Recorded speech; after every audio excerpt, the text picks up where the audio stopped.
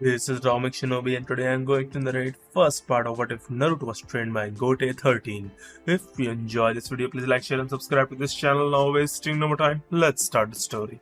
Iruka, the Chunin instructor, was reading off the team names while Naruto Uzumaki, a 14-year-old blonde-haired, blue-eyed, orange-wearing Jinchuriki for the Kyuubi no Kitsune, sat at the desk next to Sakura Haruno and Sasuke Uchiha after he was inadvertently pushed into a kiss from behind onto Sasuke.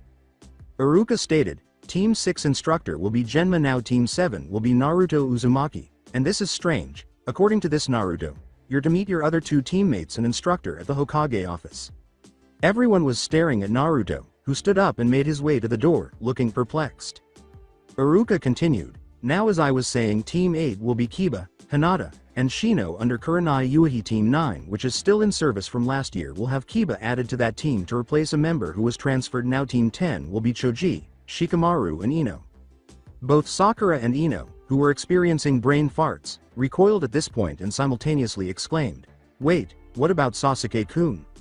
As he walked away, Iruka blanched at their cries and said, well, it says here that Sasuke will be taken as an apprentice. Now everyone, your instructors will be here after lunch, and Sasuke, I would get a book to read if I were you.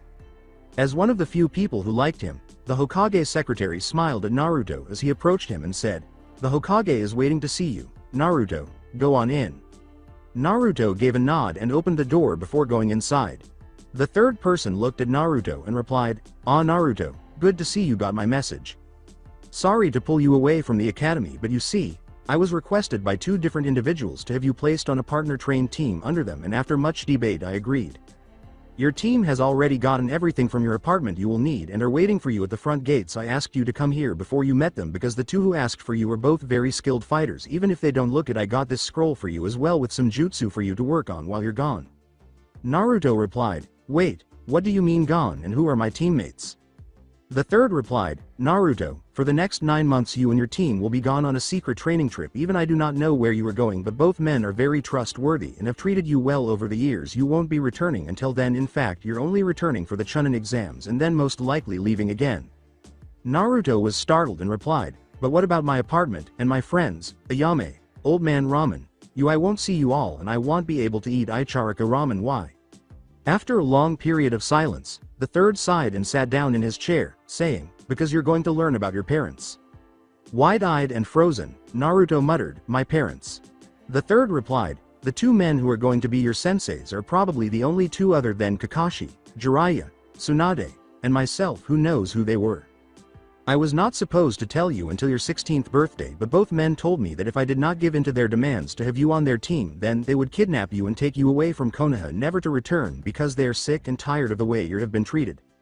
They waited until now because before now the council could have stopped them and you, but now that you're a ninja you fall under my control and not the council, so I really did not have a choice on the matter. I am sorry I lied to you about them before now, but because of who they were your life would have been in even more danger than having Kyuubi in you. Who were they? Naruto asked after swallowing. I assume by talking in the past tense they're dead. The third person gave a nod and stated, the two men who are taking you on this trip will tell you who they were. Naruto, that was the final request because they know more about your parents than I do. They want you to know everything, so they asked me not to tell you. With a downward glance, Naruto asked, do you really trust these men? The third replied, yes, if they were like Mizuki they had more than enough chances over the years to harm you if they wanted to, but they never did. I trust them. Thanks for finally telling me a little about my parents. At least I know that the reason they're not here now is they're dead, Naruto said, nodding and turning to face the third. Sighing, the third rose and walked over to embrace Naruto, saying, now Naruto, please listen to them well and do as they say. I promise you that everything will be okay. I care for you like I do Konohamaru, so hurry back. After tensing up for a moment, Naruto finally broke down and gave the Sandyami a hug in return. A few minutes later, he released his grip, grinned broadly, and pumped his fist into the air while saying, don't worry old man, when I get back I will take that hat of yours, believe it. I hope so, I really do Naruto, the third person said. Okay, you better go. I don't want to keep your team waiting any longer. Here is the scroll I told you I made for you. It contains about 20 jutsu for you to learn, and I think they will help you greatly. Naruto replied, how will I know who they are and who are my teammates? According to the third, just follow your nose, it will locate them. Regarding your teammates, it's unexpected. While complaining, Naruto remarked, well, I better go, damn it, I don't have time for any ramen. The third shook his head and stated, "Your team has your wallet, but you left it in your apartment this morning, so you couldn't get any ramen anyway. I wish you luck, Naruto." Naruto screamed, "No, Gamashin Cya old man," as he fled the office, his eyes wide.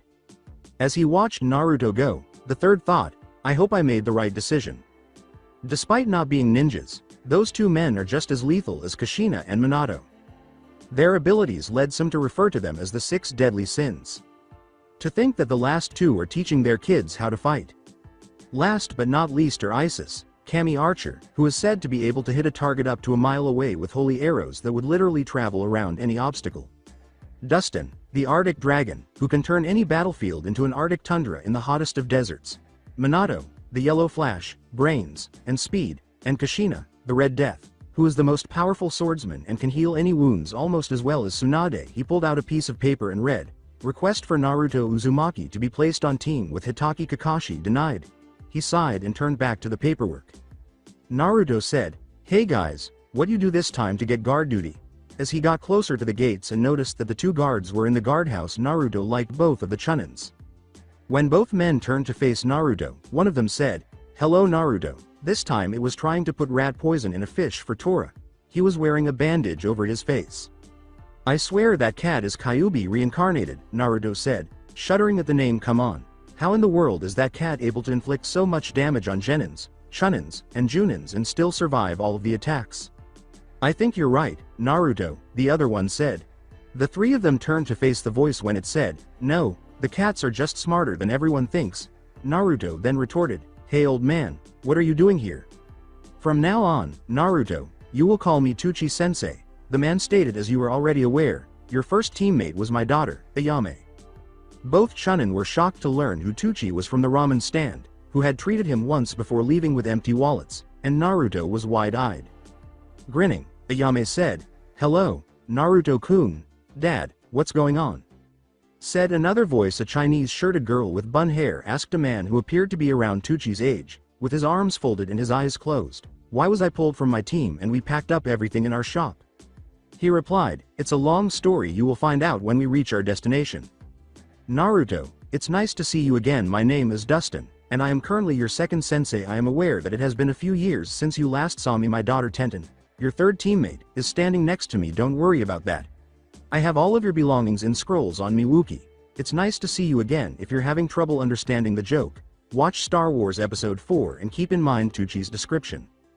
As they both grinned and shook their arms firmly, Tuchi remarked, "Likewise Frosty." One of the two Chunins asked, "What's going on here? What do you mean by senseis?" As everyone appeared perplexed. With a sigh, Tuchi produced a scroll and declared, "These are the Hokage's official directives.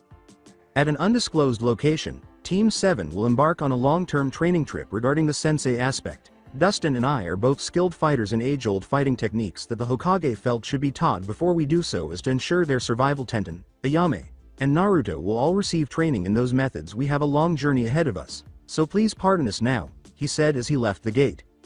"Come on, Naruto-kun," Ayame said, shaking her head and moving to Naruto's side. "I also have no idea what's happening. When we arrived at our destination, Dad promised to explain."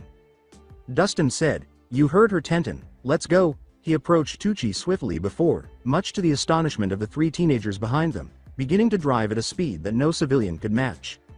The three teenagers soon overtook the two men, and Naruto gave Ayame a startled look. "I may not have attended the academy, but I know how to use chakra, and Dad makes me run all our deliveries on time limits." Ayame said, "I have to return in 11.5 minutes the next time I deliver to a house. If I get there and back in 12 minutes today, though I don't have as much stamina as Lee and Guy, I can still outrun them in a mile run. I move at a quick burst." With wide eyes, Tenten exclaimed, "No way." After blinking, Naruto remarked, "You know Fuzzy Brow and Super Fuzzy Brow?" "Yeah, they were my teammates," Tenten said with a laugh. "How did you come to know them?"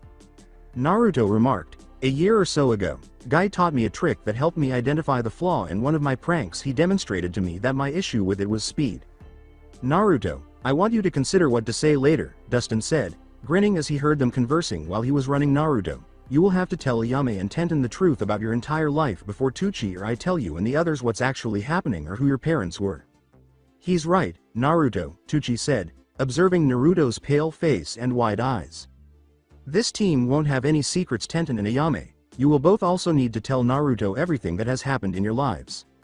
When you three are done, you will know each other better than some husbands and wives know their spouses, so consider what to say and how to say it before we catch a boat. We have roughly 4 hours to run. I am now Tuchi-sensei instead of your father, Ayame. And the same is true for you Tenten. With Dustin we'll be silent for the remainder of the journey, but I want everyone to be aware of their surroundings and consider their next words. Why do I have to tell them about Kyuubi? Naruto sighed to himself. After 4 hours, they reached a small boating village, where Tuchi guided them as they got close to a shack by the docks. A man with tattoos of a dancing woman said, "Hello Tuchi, what can I do for you and Dustin?" "Hello Rain, it's been a while," Tuchi said. "Goldrunner is still with you?" With a smile, Rain replied, "Yeah, you want her?" Tuchi gives a nod, and Rain enters his shack and returns with a scroll. He then walks along the dock, bites his thumb, wipes blood off a seal in the scroll, and throws the scroll out to sea. A puff of smoke covers the water, and then a long, 50-foot yacht moves into view. "Thanks, Rain, we'll be back in less than a year," Dustin said as he got into the boat. He said, "Come on, kids, let's go." When everyone boarded, Tuchi went to the bridge and turned on the motor before the boat sailed away. After a short while, when the land was out of sight, he turned to face the others again and was astounded by what he saw sitting there. He exclaimed. After returning to the group's seats a few minutes later, Tuchi declared, "All right, everybody, it's time to tell everything. Which of the three of you children would like to go first?" Tenten said, "Well, I guess I will," as Naruto swallowed. "My mother's name was Emi, but she passed away during the Kyuubi attack. My name is Tenten, and my father's name is Dustin. The Wolf Claw Weapon Shop is the name of the firearms store that my family owns. I am 15 years old, the best female ninja in my class, and I have been a genin under Gai Sensei for a year now, working alongside my teammates Neji Hyuga and Rock Lee like my idol Tsunade-sama. I hope to demonstrate in the future that women are just as good as men. I specialize in long-range weapons." Tuchi glanced at Dustin, who mouthed the word, "Later," and Ayame responded, "My name is Ayame. I am 16 years old, and I have never been a ninja or attended the academy. My mother was named Isis, and my father is Tuchi. She perished in the Kyuubi attack as well. A small ramen restaurant is owned by my family. My aspirations for the future include raising a family the way my parents desired." Dustin turned to face Tuchi at this point, shook his head, and said, "Okay, Naruto, it's your turn." After gulping and realizing that everyone was staring at him, Naruto noticed something out of the corner of his eye. After a few moments of staring, he said, "My name is Naruto Uzumaki, and I am 14 years old. On the day of the Kyuubi attack, I was born before the third Hokage discovered me and gave me my own apartment. I was living on the streets for a month after being expelled from an orphanage. When I was 4 years old, I just received my diploma from the academy." "Naruto, either you do or I do," Tuchi sighed. Tenten and Ayame appeared perplexed, while Naruto continued to gaze at the cat that was seated close to the corner where no one else could see it. He asked, "Can it wait?" As he looked down in front of him. "I feel a little thirsty." "Sure," Tuchi replied. Naruto stood up and moved toward the spot where he had just seen the cat. He then turned the corner and peered at the doors leading to the ship's rooms. Tuchi said, "Quickly, everyone follow me and be quiet," as he left. Ayame and Tenten appeared perplexed, but Dustin began to follow, and the two girls stood up and followed their fathers to the other side of the ship. Where Naruto approached, Tuchi opened a door, and the four of them entered. When the door had been shut, Dustin said, "What's up, Tuchi?" "The cat's here," Tuchi said. "Naruto is pursuing her after spotting her. This is the ship's security room. Girls except for the bedrooms. Every room has a video camera to understand what's actually happening. I want you to watch and listen to this. I guarantee that this will address the majority of inquiries." Tenten sighed as she glanced at the monitors and pointed to one, saying, "There's Naruto." Both girls turned to face their fathers.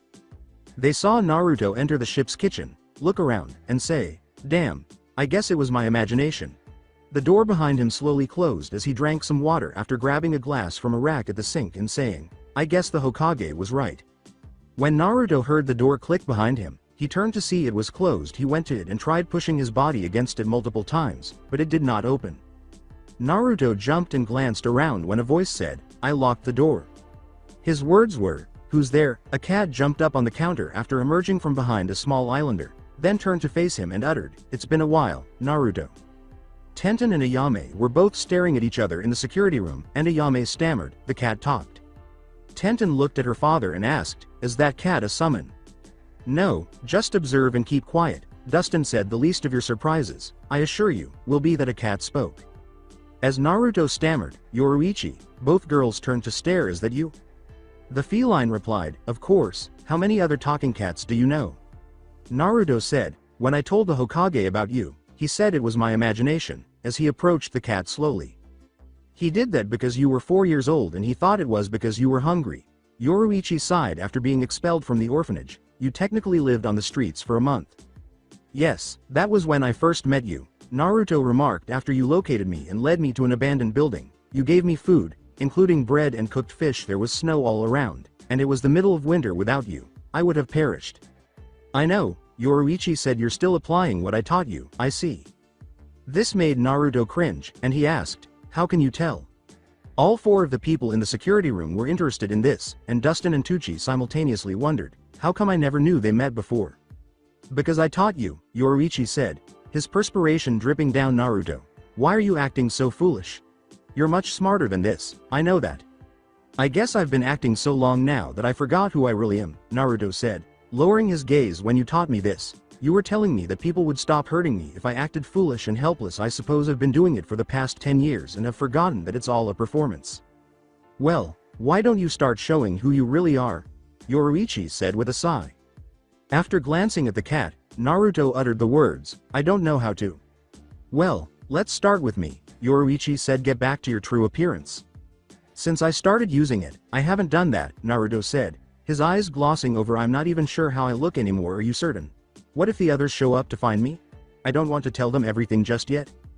Yoruichi inquired. "Why?" snorts Naruto as he says, "Because what am I to tell them? Hi, I lied to you and everyone else my entire life. I'm not an idiot but a genius. Oh, by the way, the day I was born the Yondaime sealed the creature that killed your mothers in my belly," jocularly.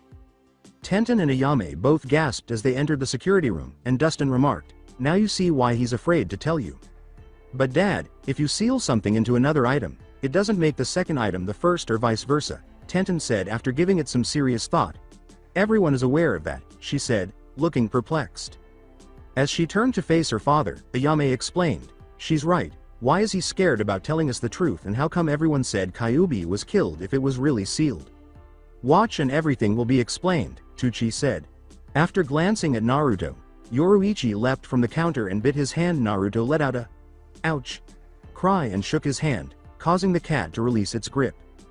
"Damn cat, I should have known. What the hell's wrong with you?" roared Naruto. Tucci and Dustin both winced at this, glancing at one another before turning to face Naruto. "What makes you think those girls are going to be like the rest of the villagers? You already know their dads see you for you and don't hate you because of Kyuubi," the cat said, taking a seat in front of him once more. After glaring at each other for a few minutes, the cat said, "Drop it." Gulping, Naruto said, "Yoruichi, why are you here?" He was trembling a little from the cat's icy tone. With a sigh, the cat moved behind Naruto, out of sight, and 2 extremely tanned arms extended over his shoulder. A purple-haired woman placed her head on Naruto's shoulder and said, in a distinct, unmistakably female voice, "I'm here because I am going to help you in your training as well as telling you the truth about you parents." Tenten's eyes widened as she saw the woman behind Naruto, and she exclaimed, "Who is that?" "That girl is the real Yoruichi. Now watch," Dustin said. Drawing Naruto nearer to her, Yoruichi grinned and uttered, "Drop it, Naru-chan, I want to see what you really look like." With everyone looking perplexed, Naruto asked, "Do I have to?" When Yoruichi bit his ear with her mouth next to it, he screamed, "Ouch, damn it." She released her grasp and said, "Now do as I tell you, strip to your boxers and show me what you really look like." As Yoruichi transformed back into a cat, Naruto complained and said, "Fine, but why do I have to be in my boxers?" After removing his jacket and shirt, Yoruichi remarked, "I want to see your real looks, little Naru-chan, not that ugly orange outfit here." Tenten and Ayame laughed at his frog boxers as he pulled off his pants, and Naruto glared at the cat and said, "Fine, you happy now?" Everyone was staring at him. According to Yoruichi, "No, show your real looks." As Naruto closed his eyes and sighed, his body distorted slightly, and everyone watched as his height changed by about 4 inches, making him 5 feet 9. His skin also darkened slightly to a golden tan. The six-pack that developed on his stomach helped to define his chest. His legs grew somewhat longer. His hair, which was blonde near the roots and less spiky, gradually changed to orange, then red, and finally to purple at the tips. Resembling Yoruichi hair, the whisker lines on his cheeks became sharper, and his eyes grew more angled, but it was the scars on his body that attracted everyone's attention. When Tenten saw them, she gasped and questioned, "What happened to him?" All in shock, no one spoke in the security room. Attracting everyone's attention, Yoruichi sighed and remarked, I can see traces of your parents and grandparents in the real you where before you looked like a carbon copy of your father. With a sigh, Naruto asked, Are you happy now? Can I get back dressed? As he sensed Yoruichi's gaze on him. Yoruichi replied, No, I want to see your real looks when I talk to you. With a sigh, Naruto said, All right, what would you like to discuss? Yoruichi responded, I can understand hiding how smart you are because people would be more afraid of you if they thought you were smarter, but why did you put up all your other acts? Naruto inquired, What do you mean? Yoruichi took a breath and said, I guess this is going to be a long talk. Fine, let's start with the first thing. Why did you quit getting your weapons and cloths from Dustin's store and started wearing that ugly orange outfit? Hey, Naruto remarked, I like that outfit. After Yoruichi changed back into her human form and put on her clothes, she walked behind the counter. Naruto turned to face her and remarked, You haven't aged a day since I was 4 years old. Yoruichi responded, Quit trying to change the subject. Now quit lying to me and tell the truth. I have watched you all your life and I know you're lying about liking that outfit. I seen you sitting on the Yandaime's head crying, so tell me the truth. The doors won't open unless I open them and we're not going anywhere till I say so. And remember, you drank that water and with your super digestive tract you will have to use the bathrooms sooner or later. Don't worry about the others, I got a clone keeping them company so they won't be walking in. Naruto breathed a sigh of relief and replied, Fine. To answer your question, when I was 6 and the Hokage signed me up for the academy and I heard a couple of chunin talking about how the Hokage got me some nice cloths from their shop and how Dustin said for me to come back anytime for my supplies. One of them said that if Dustin keeps giving the demon child weapons he was going to burn Dustin's store to the ground and give his little girl a nice little surprise. Even a kid could tell when you make a cutting motion at a neck what that means. The motion was his own. Tenten asked in a stuttering voice, Is that true? As everyone in the security room gaped. The four of them turned to see a man wearing a green coat and a hat with stripes of green and white. A male voice behind them said, Yeep, Yoruichi, and I heard it also that day when we were watching Naruto. It's good to see you again, Kazuki, Tucci said with a smile. Ayame inquired, Who is this father? Tucci replied, I will explain later, let's watch Naruto for now. Tenten and Ayame glanced at Kazuki as the five of them returned their attention to the video screen. Back to Naruto. I see, so you figured that if you stopped shopping there then you could protect them, huh? With a sigh, Naruto replied, Yeah. Yoruichi responded, But how did you know that you were the demon child they were talking about? I mean, you only learned about Kyuubi last night, right? With a wince, Naruto said, I guess you really do know everything, don't you? How did you know? While glancing into her eyes. Yoruichi replied, Like I said, I watched you your entire life. When I was taking care of you that month you talked in your sleep. You started singing the song I sang to you when you were still an infant when the people in the orphanage put you in their room. You mean their broomclo? Snorted Naruto smirking. Yoruichi said, Got you. Everyone was perplexed in the security room when Dustin questioned, What does she mean got you? Kazuki, who was chewing on a popsicle. Naruto has a photographic memory. He remembers everything from about 2 weeks old on in his life. That was when the seal that holds the Kyuubi finished setting itself. It runs on his father's side of the family. This stunned everyone, and Dustin said, Then that means, while going pale. Kazuki replied, Yeah, he remembers everything that has happened to him his entire life. Tenten responded, But if that's true then how come he failed the academy 3 times? Surely he could remember the lesson to pass. Kazuki replied, Simple. You already know the answer. If people thought he was smart they would have tried to kill him more often. You can tell from the scars on his body he's been attacked a lot. Ayame replied, Wait, if Yoruichi has been watching him his whole life why has she not helped him more? Kazuki let out a sigh and said, All will be explained now, watch. His brain should finally have caught up with his mouth now. Sighing, Naruto remarked, So you know I have a good memory.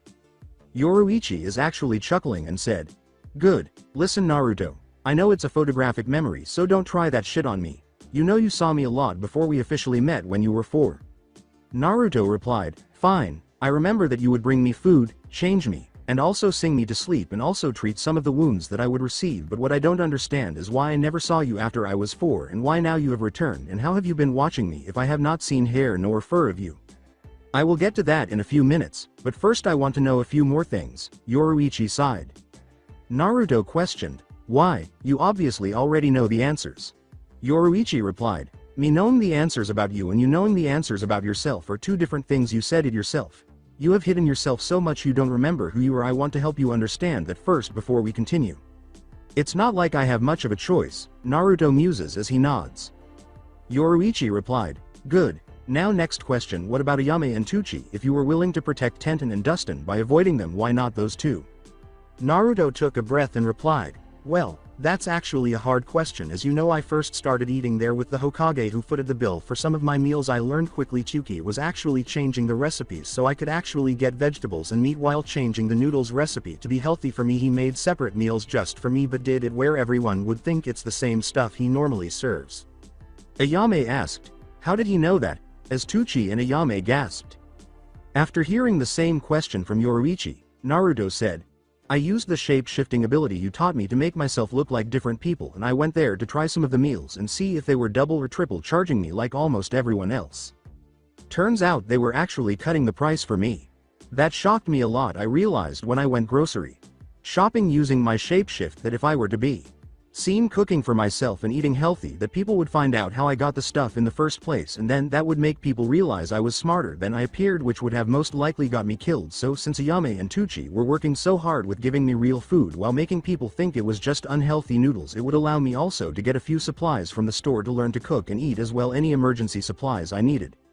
I really do like their food also, and I know that feeding me has hurt their business also, but there is just something about when I am around them, it feels like I don't know, this weird kind of energy that protects them. I felt that way around Dustin as well as Tenten, but Dustin and Tuchi felt like they were suppressing it. It's the same with you. I can feel you're a lot stronger than both of them put together somehow, but I can't tell for sure how. Kazuki returned to the security room and remarked, well, that's interesting, he can sense his spirit energy already. After glancing at him, Tenten questioned, spirit energy, what's that? I will tell you later, Kazuki said, returning his attention to the screens. So you went to the ramen stand for cover, said Yoruichi. Naruto sighed and said, no, it's not just that I went to the Hokage one day and told him I was worried about my precious ramen stand, that someone might destroy it because people always talked about how bad ramen was for you. He then said to please me that he would put an Anbu on duty to watch the stand to make me happy, and I waited until I saw the Anbu watching the stand, and I used the shapeshift again and made myself look like one of the guys who said they would hurt Tenten and went and started to throw kunais at the stand sign. I know that was awful of me to do, but I needed to make sure they would be okay, and since the Hokage often eats at the stand with me, I knew the Anbu would have to act, so when the Anbu appeared and tried to get me, I quickly ran around a corner and turned myself into a cat like you, and he ran right by me. I then left the ally and went to behind the ramen stand and changed back normal and ran to the Hokage office and told the old man that I was right. Someone did attack the stand and Anbu was after the guy. Then why didn't you do that for Dustin and Tenten? Inquired Yoruichi. Naruto explained, because the Hokage does not get his supplies from there and he can't afford to help a weapon shop, but a ramen stand he could without the council catching on that it was for me. When Iruka and a few of the ninja of the village that actually liked me also took me for ramen, I knew they would help Ayame and Tuchi. A meal is something that can be bought often, but weapons and supplies last a lot longer, so I chose that it was better this way. Yoruichi continued, not to mention that if Tenten was around you more, she might have found out that it was you who saved her that day. It would have caused trouble. Tenten was perplexed by this and asked, what is she talking about? You are too damn nosy. I thought no one knew of that, Naruto said, glaring at Yoruichi. Yoruichi laughed and replied, well, I was actually going to visit you, but then when I saw you come across the training ground where Tenten was, I saw you run up to her when she was passed out from blood with a kunai in her stomach, when it looked like one of her weapons bounced back and stabbed her. With wide eyes, Tenten's remarked, but I thought that was Neji who saved me. Naruto replied, yeah, I had just pulled the prank that guy helped me with and was going to find him to brag about it when I found Tenten laying on the ground with a stomach wound. I remembered seeing a Hyuga pass by me a little earlier, so I changed myself to look like him and took her to the hospital. I know already that if I would have took her as myself, they would have automatically said I attacked her, even if Tenten later admitted that it wasn't me. So do you have anything else you want to ask? 4 more questions and I am done. 1. How long have you actually known about Kyuubi? Yoruichi said, placing a finger to her chin. Naruto looked at him and said, I was 6. A Junin attacked me in my apartment and cut the main blood veins in my legs, arms along with my kidneys. He even left the weapons in my to keep me from healing. He had also gassed my apartment by breaking my gas line, so it made me passed out. I was pulled into my mind and the fox met me, bragged about how he was going to get free, kill me and everyone I care for, and yet a yawn. Needless to say, it was one of the few times I was happy that someone came to kill me. According to Yoruichi. What do you mean? A few of the Anbu who hated me came in to attack me, and when they walked in they smelled the gas. Fortunately for me, One of the Anbu lived in the same building as me and knew if my apartment went up so would his. So he broke the windows out and shut off the gas, Naruto said. Someone came in after the Junin left to kill me also. He was only in there for a few seconds before he ran out screaming the demon was trying to kill him because the gas hurt his lunges. Another ninja happened to be passing by when he broke out the windows, so he came to see what was happening, smelled the gas, and quickly went to find me and take me to the hospital a week later. The 4 Anbu who had come to attack me went on a joint mission with another team and never came back, but the guy who had saved me that day did return from that mission. He was wearing a Weasil mask, but he vanished a year later. I believe he was a Uchiha who died along with the rest of them. As he licked a lollipop inside the security room, Kazuki sighed and remarked, and that he got from his grandfather on his father's side. After giving him a fierce look, Tenten remarked, "Quite, I am trying to listen." Upon turning around, Tenten thought, I will have to teach Naruto to put a lollipop in his mouth to shut up. Sometimes it helps with running mouths, at least that's what his grandmother said to me. Kazuki grinned accordingly. With a distressed tone, Naruto said, "All right, what is the third question?" According to Yoruichi, second, Naruto replied. First was how long I knew about Kyuubi. Second was when you asked what did I mean. That was not one of the questions I wanted to ask and you know it, Yoruichi said, giving herself a head slap. Too bad, you said 4 and you used 2 now ask, said Naruto with a sly smile. Okay. Do you like that pink-haired girl and if not, what about the blue-haired girl? Yoruichi said, giving him a stern look. Naruto took a breath and replied, no, I don't like either. Hinata is in love with my mask and also she can't stand peer pressure so she would turn on me in a heartbeat. As for Sakura, I use Sakura as part of my mask because I knew she hated my guts. The fact I get to annoy her for all the times she beat me is that much better. Not to mention it's payback for all the insults she gave me as well as other things. No, if you're wondering if I like anyone right now the answer is no. I realized a long time ago if I was to ever actually fall for anyone they would leave me the moment they found out about Kyuubi or be heard I was born alone, lived alone, and will die alone. I have accepted that fate. I wonder, if Tenten was on Team Fuzzy before and she was moved from her team, that means her team was Team 9, that means Sakura is now on their team. That would be a good team for her, maybe destroy her fangirlism. Yoruichi, who was grinning during the Naruto. Back on track. My last question, say if you had a child, and if in order to save 1,000,000 lives including your child would you be willing to put your child through a life like yours rather than have your child and everyone else destroyed forever? After giving the question some thought, Naruto blinked and uttered, I don't understand. Within the security area Kazuki inquired, what about you girls? The same question as Naruto. Would either of you be able to put your child through a life like Naruto was in order to save 1,000,000? Extremely perplexed, Ayame uttered the words, I don't know. Tenten looked at him and said, I don't understand why you would ask that question. I mean it doesn't make any sense. Then he said, let me tell you a story. It will explain my last question and also help you understand why I am here, okay? Naruto responds by saying, it starts a little over 400 years ago anyways, 400 years ago. This world here was not as you see it now. This world did not have a single human being living here you see. This place is actually a pocket dimension that exists outside of the normal world. It was created by Kami to be a home for the first creatures Kami made back at the beginning of creation. You know them as the summons that are used now. Naruto responded, wait, how can that be? I mean if there were no humans here then how are we here now and how come if summons live here then why do we have to summon them here from wherever they live? She murmured, if you would let me continue I would have answered both questions. Now to answer your questions why there are humans here now when they were not 400 years ago is because of a war between the Shinigamis and their primary enemies Hollows. Huh, said Naruto, blinking, what does the death god have to do with all this? Yoruichi sighed and said, Naruto, let me actually introduce myself to you.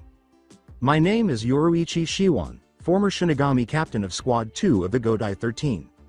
You see I am a death god as you call them. There are 13 main squads in the Shinigami with 12 seated officer and up to 100 non-seated officer per squad. My squad were the Stealth and Assassination Squad. Shinigami were created to help souls pass on to Soul Society where they wait to be reborn. Protect those souls from creatures known as Hollows and keeping the balance of living souls and dead souls. Nearly everyone you will ever meet is a reborn souls hundreds of times over. The only new souls are created when a Shinigami has a child. After someone dies a second time in Soul Society, or as you might know it as heaven, they are reborn in the living world with no memory of their past lives. Our job was to help keep the balance of the cycle of death between death, After life and rebirth, however, there are souls who become corrupted and they change and become what we call hollows. They feed off the souls that are waiting to be sent to the afterlife, as well as those of living souls. Shinigami kill hollows and purify their souls so they may eventually be reborn.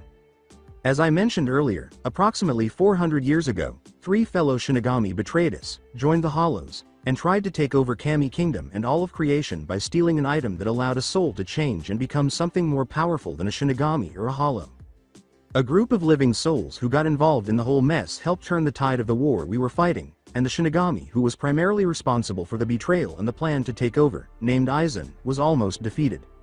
In a last duel, he used the item in a city where we were fighting, and when it blew, it sent a massive amount of energy through the city, changing every soul it struck. Prior to that point, physical energy and spiritual energy were always separate, and when it changed the souls, it was the birth of what you call chakra. Gaping, Naruto turned to face Yoruichi and questioned, "Can you prove all of this?" Tenten and Ayame were not doing any better inside the security room when Kazuki remarked, "Yeah, we can prove it, but wait till you 3 hear the rest, you're all going to flip."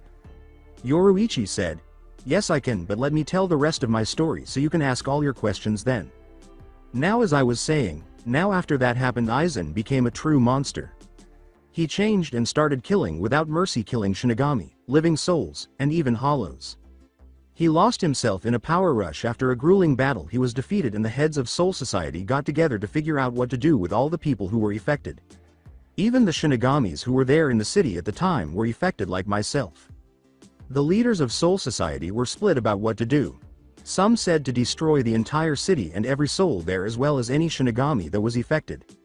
Others said to do nothing, but because of the effect the change had on Aizen they were afraid of what would happen if they just left them alone.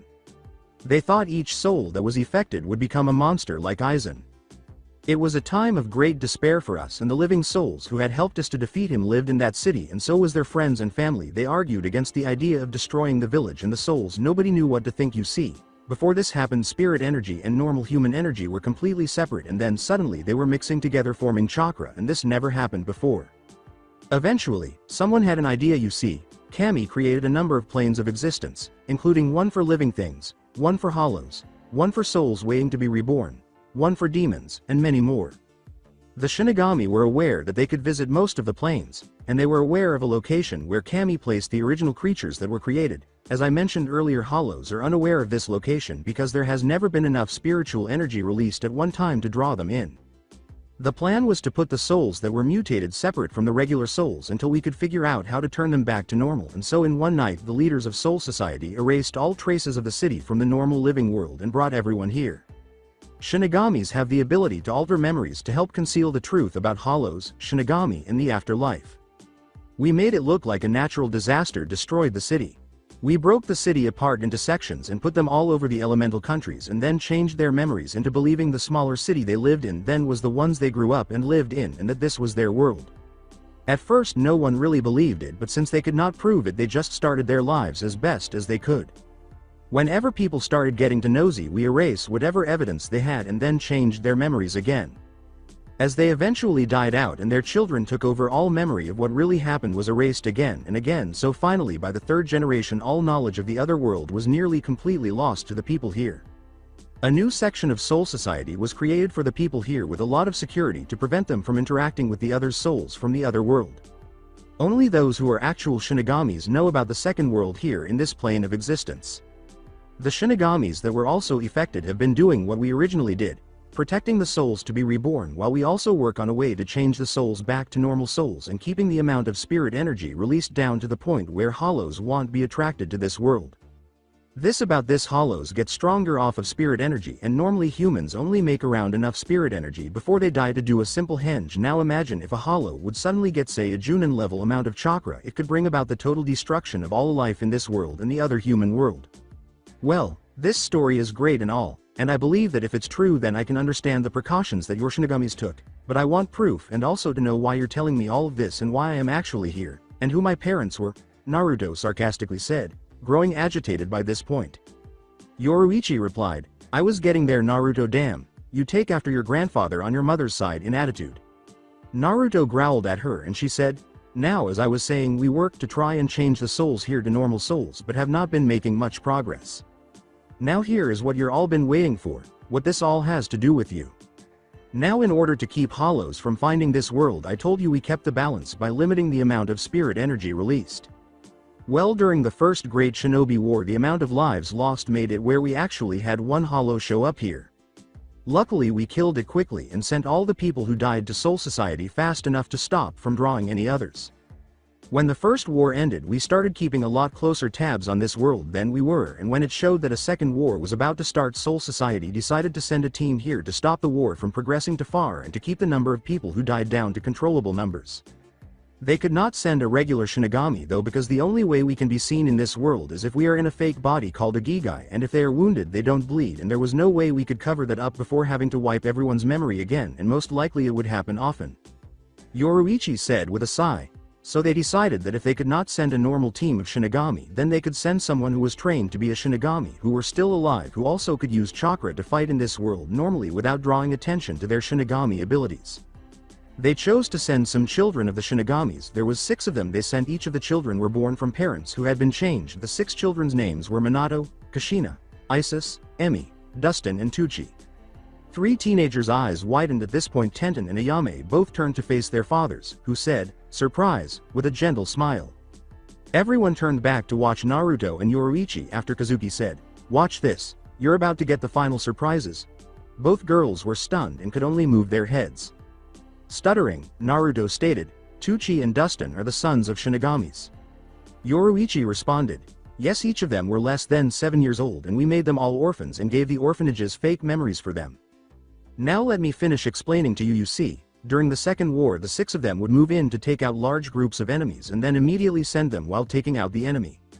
Some called them the 6 deadly sins because of their abilities on the battlefield: Minato Namikaze, the Yellow Flash; Kushina Uzumaki, the Red Death; Dustin, the Arctic Dragon; Emi, the Mystical Magician; Tucci, Strong Arms; and last but not least Isis, Kami Archer. Those 6 helped end the war and put the fear of Kami in all the villages to stop another great war from starting so soon." Naruto responded, "Kushina Uzumaki, does that mean she was my mother?" Yoruichi shakes his head and replies, "Yes, Dustin and Emi got married and had Tenten and Tucci, and Isis had Ayame, Minato and Kushina had you." Naruto smiled and replied, "My dad was the Yondaime. He please, tell me what happened the day I was born. Something's not adding up. If what you say is true, if they were so strong, why couldn't they stop Kyuubi?" Yoruichi said, "I don't know why Kyuubi attacked. I figure someone must have went into his territory and he attacked Konoha for it. I don't know and never really had a chance to find out. Your father and the others were strong, but you have to understand Kyuubi is immortal, blessed by Kami, so the Shinigami can't just go around and try to kill it without pissing Kami off at us. The night Kyuubi attacked, it was like a miniature Great War all over again. People were dying left and right, and on that night another hollow was attracted. Tucci and Dustin both went to attack the hollow. Kushina was in labor with you. Emi and Isis began sending souls to Soul Society to try and stop other hollows from coming, and Minato was trying to figure out a way to stop Kyuubi. He finally had no choice but to call for help from First Captain Yamamoto, the head of the 13 Court Guard.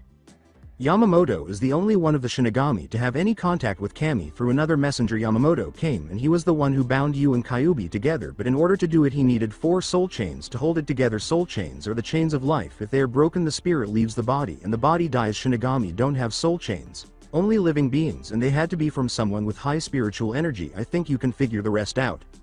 After closing his eyes, Naruto uttered the words, "So Mom, Dad, Isis, and Emi all gave up their soul chains to seal Kyuubi into me."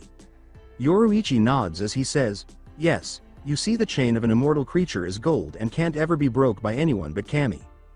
When you die, Naruto, Kyuubi will go into hibernation for a while, probably a couple of 100 years, and then awake back in its body again. Its soul is and will always be connected to his body, but what Yamamoto did was knock him out of his body and then use the 2 chain links to make like a lock to one of yours, while reinforcing the 2 chain links on each side of the one with the last 2 links to make it harder for Kyuubi to break free until you die."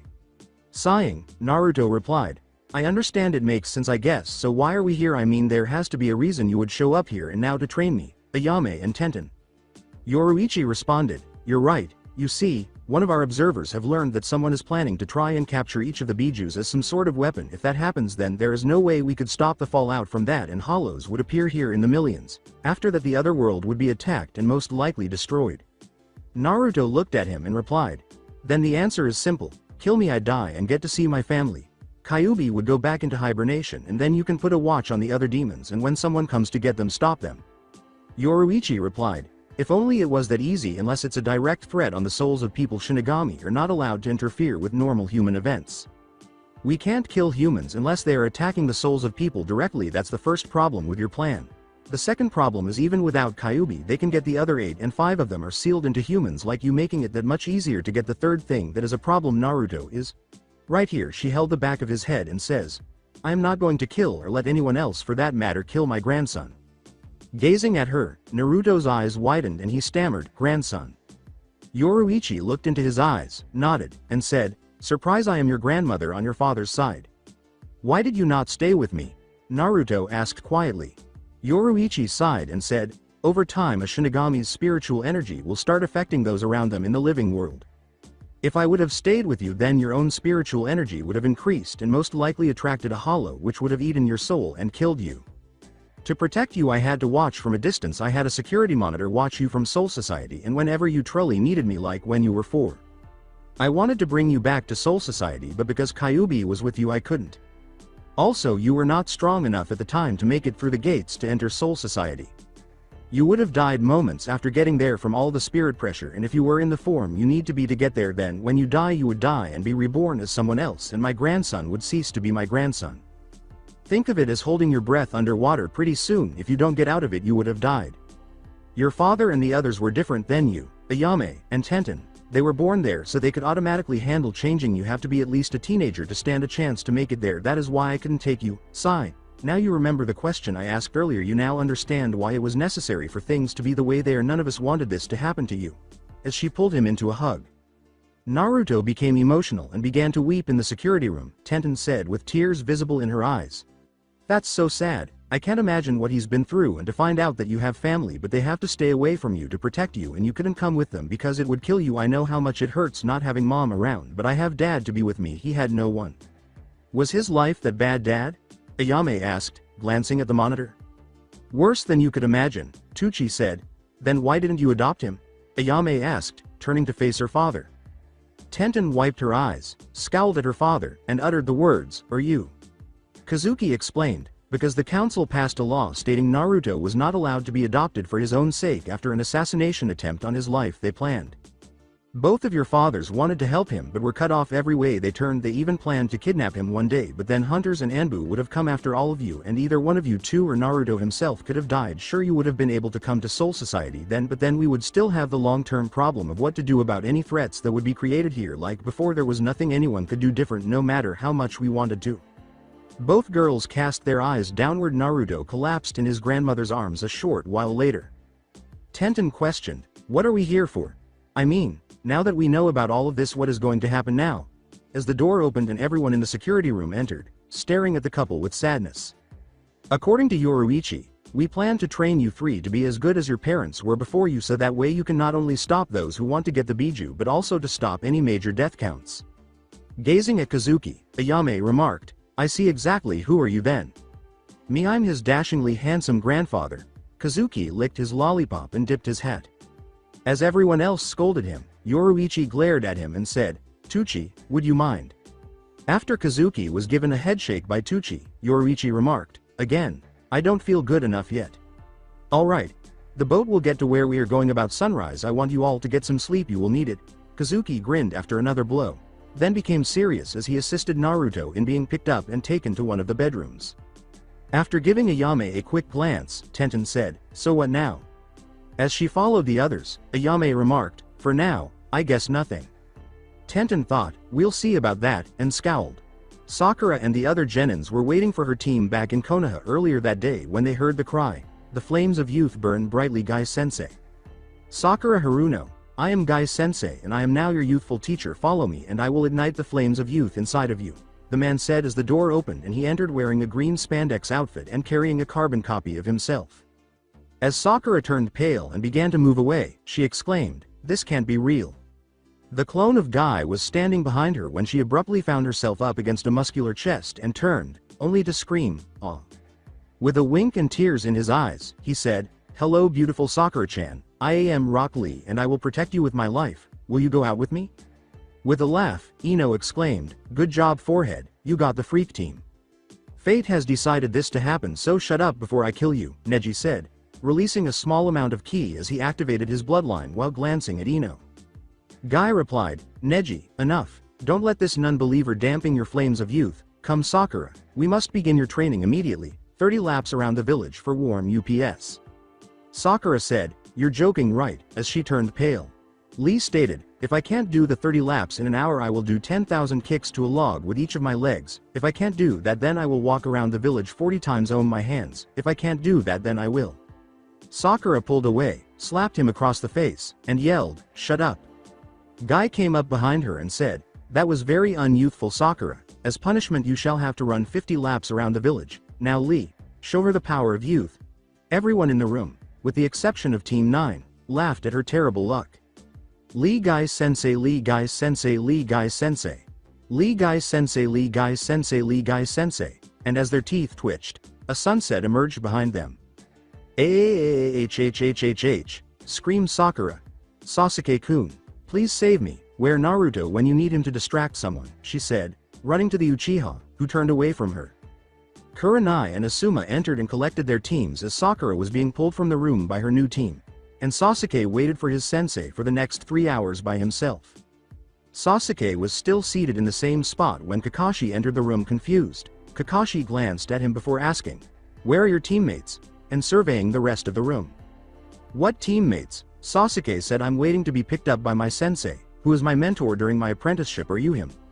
In a flurry of leaves, Kakashi said, "I don't know, let me check," and took out his book. "Where is my team at Hokage-sama?" Kakashi inquired when he entered the Hokage office. "Sasuke was the only person present when I went to the academy to pick them up. Where is Naruto?" "I'm afraid Sasuke is your only student," the third said. "2 senseis have taken Naruto and 2 other students as joint apprentices. Your request was turned down." "But he's my sensei's son," Kakashi said, putting his book away. "The only person who will treat him like a regular person is me, as you are aware." The third individual stated, "Naruto knew sensei made a better argument for him to be on their team." "Well, I'm going to fail the Uchiha," Kakashi declared. "The only team I want is one that has Naruto on it and can pass my test." The third individual replied, "You can't, the council and I both want you to teach the Uchiha, Kakashi. You can't fail him, so go meet your team." As he vanished in a whirl of leaves, Kakashi sighed and said, "Fine." When Kakashi returned to the classroom at 10 in the morning, he discovered Sasuke sitting up, asleep, and he yelled, "Wake up. My first impression of you is that you lack the drive to be a real ninja. You should always be alert to your surroundings," said Kakashi. As Sasuke woke up and glared at him, Sasuke thought, "Must kill 2 people now," and he got up and headed to the roof, saying, "Meet me on the roof." He left in a puff of smoke.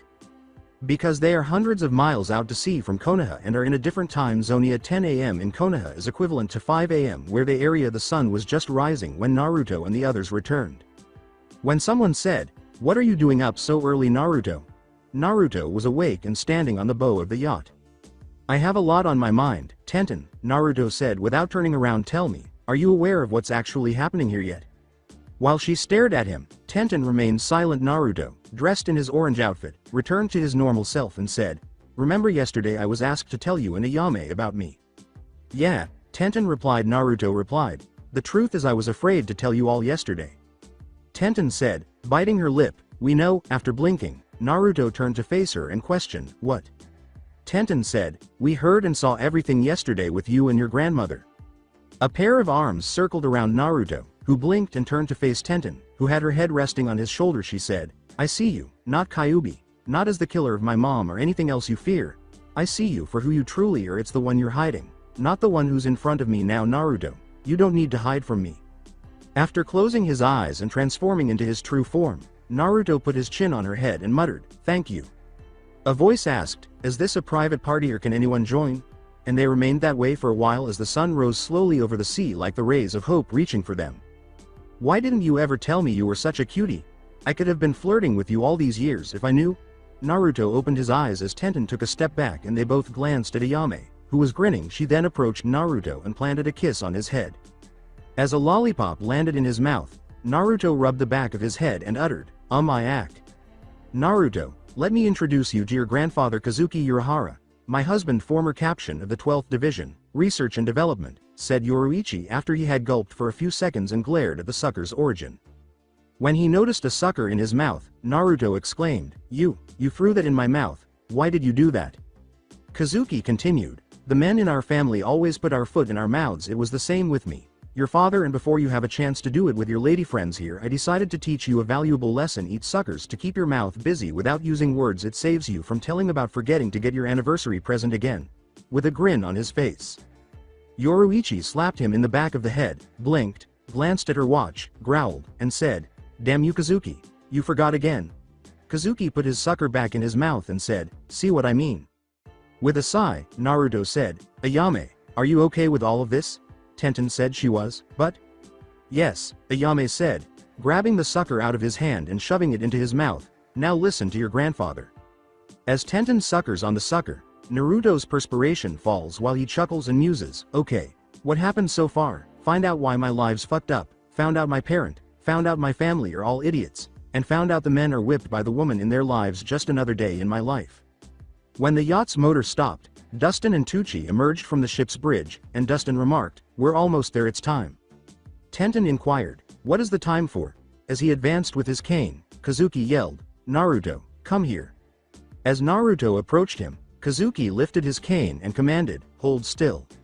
When Kazuki struck him in the stomach, Naruto exclaimed, What? The girls were stunned as Naruto's body hit the floor, and they questioned, What happened? With a snarl, Naruto got back up and questioned, What the hell was that for? Kazuki responded, Okay, all three of you, time for your first lesson. Naruto, you said you felt a strange energy from each of us. That energy is spiritual energy. I want you all three to close your eyes and try to locate that energy around you, not just in your body. Naruto stated, It's like a mixture of cold and hot put together. I can't really explain it further than that if it helps. After a few minutes, Naruto streamers started to show up, while the four adults watched the three teenagers close their eyes. According to Yoruichi, Good Naruto. After Ayame opened her eyes and gasped, Tenten opened hers and asked, What is that? Dustin continued, Spirit ribbons. Each ribbon is connected to a specific person's spiritual energy. You see those red ones, those are Shinigamis. The gold one is Kyuubi, right, Naruto said, opening his eyes, but what about the white ones and the green ones going to Ayame? Tucci responded, The green one is a Quincy. They're like Shinigamis in a way, except they don't become Shinigami to kill Hollow, and in the past they just destroyed the souls, so they never even went to Soul Society. But after the war 400 years ago, the last Quincy allowed the objects that focus their powers to be changed to send them to Soul Society. Before that, Quincy and Shinigami actually were enemies. Ayame replied, But that don't make sense, how am I a Quincy? Tucci replied, Your mother's necklace, it's actually your energy weapon. You have worn it all your life, so all your spirit energy has been changed to that of a Quincy. Don't worry, we had actually planned for that to happen, as my power is only super strength with a few twists. Naruto replied, So what about the white ones then, and why is Tenten's white? Yoruichi replied, Same reason yours. You have yet to awake your true powers. To do that you must become Shinigamis. Then Naruto said, Well, how do we do that? As he gestured ahead, Kazuki said, First we go through that. Everyone turned to see a massive archway in the middle of the ocean. Tenten inquired, What is that? Dustin stated, It's an archway to Soul Society. I will change your bodies to spiritual bodies so you can go there. This, however, is as far as Tucci and I are going. As she turned to face her father and other sensei, Ayame asked, What do you mean? Tucci responded, There is another secret that Dustin and I have hidden from you all. We are both spies for Jiraiya of the Sannin. He was the one who actually paid for your meals, Naruto, and funded both the ramen stand and the weapon shop. We were working for him to keep an eye on you because he is your godfather. His duty prevented him from being there for you, but he tried to help when he could. He was the one who also sent money for you to live on in your apartment. Tenten responded, But what does that have to do with not coming with us? Dustin stated, We have to stay here and appear everywhere we can with clones of you, so that way he won't find out about the truth of where you three are going. I want you to tell your mother I said hi and I love her and we'll see her again someday. Tucci replied, Same for me, but when I meet her again I don't want to ever leave her side again. Do you want me to keep an eye on them for you? Asked Naruto, casting a downward glance. No, I want them to watch you because you tend to get into trouble, Dustin said. Hey, Naruto said, snorting and drinking. I tried to be nice and take care of them for you. Who knows what sort of perverts might try to harass them while they're there, really? Hey, Tenten said, I am a big girl. You're a small fish in a big pond, Naruto remarked. He gulped when Tenten threw some ki at him, and Kazuki raised his hand and said, Sucker. He was holding a sucker for Naruto. Taking the sucker and starting to eat it, Naruto scowled and uttered the words, "Damn jeans." Tenten pouts and crosses her arms over her chest while everyone else laughs at him. "All right," said Kazuki, "I want everyone to run and jump in as soon as I open the portal. A black wing hell butterfly will appear for each of you as soon as you touch the ground. Be cautious and follow it as a form of self-defense. The walls will attempt to drag you away from the path. If you do so, you will be lost forever. Are you all set?" They all nod, and Kazuki leaps into the air, startling the teenagers as he starts to walk toward the archway before placing his hand on the side. A doorway then appears a few seconds later. "All right, go on in," Kazuki said. The portal closed a few moments after Yoruichi, Tenten, and Naruto jumped through it first. Ayame attempted to jump through, but her attempt was short because she was not as skilled with chakra as the two ninja, but Kazuki grabbed her and they both jumped through. With a sigh, Dustin said, "Well, that's that. You believe they'll be all right?" "Yes, they have Naruto with them," Tucci affirmed. "Despite the fact that he is the youngest and somewhat careless, I wouldn't ask anyone else to watch my daughter." After giving it some thought, Dustin remarked, "I suppose so. Why, then, did you not want to see your wife at all?" Tucci replied, "You want to be there when Minato and Kushina along with our wives find out how Naruto lives." Bin. Dustin replied, "Glad I am not the only smart one here, my friend." Before starting the boat and sailing toward a southern island to board another boat that will return to the mainland, both men chuckle. When Yoruichi landed inside the portal, she felt the hell butterflies and turned to hear footsteps behind her. She saw Tenten and Naruto land, but as soon as he did, he gasped for air and collapsed to his knees, clutching his stomach. Kazuki and Ayame entered as Yoruichi was starting to move for him, and Kazuki asked, "What happened?" As red energy engulfed his body, Naruto let out a shriek, "Ahhhhhh." Ayame inquired, "What's wrong with him? Get them out of here, Yoruichi. I'll take care of him." Kazuki said, "Proceed. I am aware of the issue. Act quickly." He yelled the final line, "Go. I don't want any of you to be harmed by the backlash." With a scowl, Yoruichi seized both girls and fled down the tunnel. Kazuki grabbed Naruto's face with his hands and gazed into his eyes as he said, "Naruto, listen to me. Can you hear me?" Naruto was on the ground in agony. Naruto grinds his teeth and nods. "I broke the chains that your parents and the others sacrificed to hold Kyuubi when I struck you in the stomach earlier," Kazuki remarked. "He is unable to enter Soul Society. Many of your chain links have combined with Kyuubi's. Since you two have been together for so long, he is being drawn back to your world now that you two have passed through this tunnel, but in the process, he is severing your soul's bond." Stated differently, you are dying. Kazuki said, "Stay with me, focus," but Naruto's eyes widened. "I hear you. I'll tell you how to save yourself if you listen. You must concentrate on your own strength. Naruto, go within and discover your spiritual vitality. You will meet your Zanpakuto, your fighting spirit. If you do, you will become a hollow and your soul will be dragged away by these walls. If you don't find it and claim it as yours, you are the only one capable of doing this. I don't have much time. Listen, since I opened the tunnel on this side, I must reach the other end and use my energy to keep it open. Otherwise, it will close and kill you. You have to fight. Naruto, do you understand? You will become a Shinigami if you succeed. Could you please do it for me? Are you able to do it?" Still clutching his stomach, Naruto gritted his teeth and uttered the word, "Yes," in a strained voice. "Good luck, Naruto. I love you, grandson," Kazuki said. He turned and started running down the hall, saying, "Please pass this and hurry." Naruto was in agony as he departed, thinking, "I was born alone, lived alone, and will die alone." As the light of the hell butterflies faded and he was left in the dark, "I am accustomed to this. I am always in the dark." He closed his eyes and started to cry as the darkness engulfed him. Naruto discovered that he was encircled by darkness, with a tiny, gradually diminishing circle of light. "Where am I?" inquired Naruto. According to a voice, "You are lost in the darkness." Glancing around, Naruto blinked and questioned, "Who's there?" The voice said, "You have to find me to find out my name. You don't fear the dark, do you?" "No," Naruto remarked, "I know nothing but darkness." "Then why does your spirit fight the darkness for you?" The voice asked. "Why not succumb to the darkness and pass away? Someone who is only familiar with darkness would undoubtedly avoid the light." "I am not a coward," Naruto declared. "For no one will I roll over and die. I wouldn't be here today if I did." Brave words. But can you back them up? The voice asked. "Will you let the darkness consume you, or will you shine brightly for the world?" Something was crawling up Naruto's leg, and he noticed that his shadow was reaching up toward him. His shadow said, "Why don't you just die?" Snarling, Naruto seized the hands that were advancing on his neck and yelled, "Why don't you?" before spinning and flinging the shadow from his body. "So you have some fight in you after all, but as you can see, I am the darkness of your soul. The voice said as the circle of light surrounding him began to expand. How can you defeat a foe that you cannot even see? In a fighting stance, Naruto declared, I will defeat you even if I have to become the light that destroys you. Naruto noticed a flashing glimmer of light in the distance and asked himself, what is that? I see, the figure said, so why don't you try to claim the light you see? You're just scared of me, after all. According to Naruto, I am not afraid of anything. As the figure put it, not even of not being alone. Iruka said, no, I won't be afraid to live or of being alone any longer, as Naruto scowled and memories of his time with Tenten, Ayame, Yoruichi, Dustin, Tucci, Kazuki, and the Hokage flashed through his mind. The light around him moved with him as he walked toward the distant light, and he soon saw a tiny metal tube that resembled a flashlight with a tiny white beam about an inch long coming out of the end. I have people there for me, he said. Naruto said, I see your resolve is set, as he reached for it and the light emanating from it burst out, creating a 3-foot-long blade of white light. The darkness surrounding him was eliminated, save for the shadow that stood in the now completely white room. Now, call for me and say my name.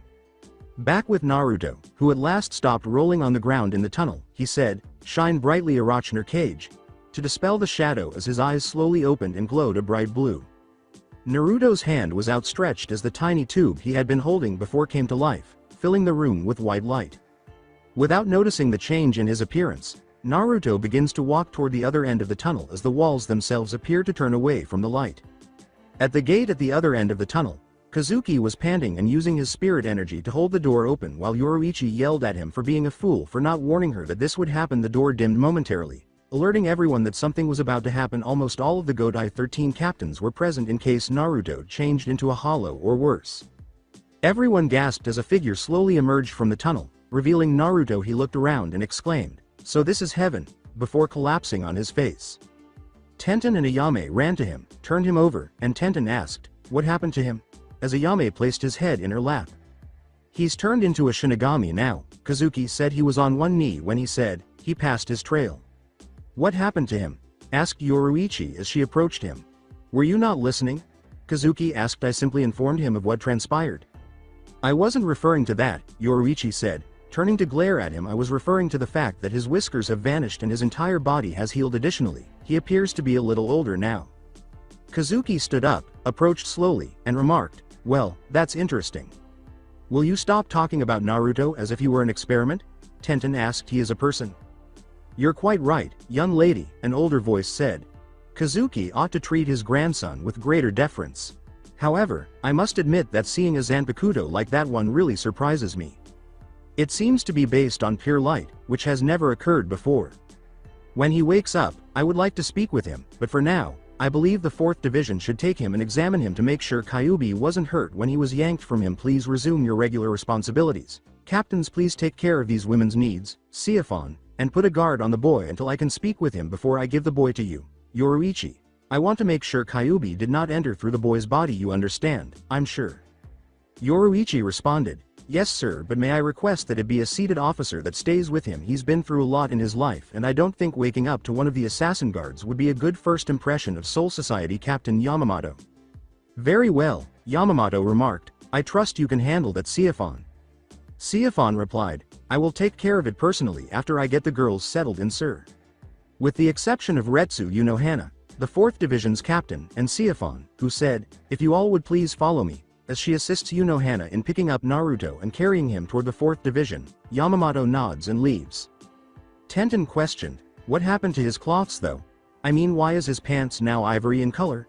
As the group followed them. Kazuki replied, that's not uncommon. Shinigamis sometimes manifest their fighting spirits by imitating their clothing, so don't worry about it. However, I do wonder how this will change him. Tenten sighed. Before Tenten could turn around to inquire what he meant, Kazuki vanished with a sly smile and the words, don't worry, you have your own trials soon. Ayame inquired, what is this place? Approximately an hour after departing Naruto with the 4th Division, they entered an odd compound that was cut off from the rest of the city. According to Yoruichi, this is the Shiwan clan compound. Tenten responded, wait, you mean that you're a member of the clan? In a foreboding tone, Siphon said, don't speak to Lady Yoruichi like that girl. Yoruichi replied, relax Siphon, after all, Tenten and Ayame have gained favor with the next heir of the Shiwan clan. Siphon replied, My apologies, lady. I was under the impression these were just common souls. I was not aware of their relationship with Naruto-sama. So what are they, if I may ask? Concubines or consorts or betrothed? Tenten sputtered, Ayame gaped, and Yoruichi and Siphon both started laughing. Siphon added, "You see, unlike most nobles, Yoruichi-sama is." Yoruichi responded, "She's trying to say I don't have a stick shoved up my ass as most nobles." Now allow me to explain a little history about this place for you both. This is the noble house of Shiwan. I am the current head of the Shiwan clan. Minato, my son, though I love him, is not going to be the next clan head after I finally decide to step down. You see, Minato has lost something a long time ago that I want my successor to have. Do either of you girls know what that is? It's something that Naruto has. Ayame replied, I don't know, I am still trying to get used to this new Naruto. According to Tenten, I don't really know him that well.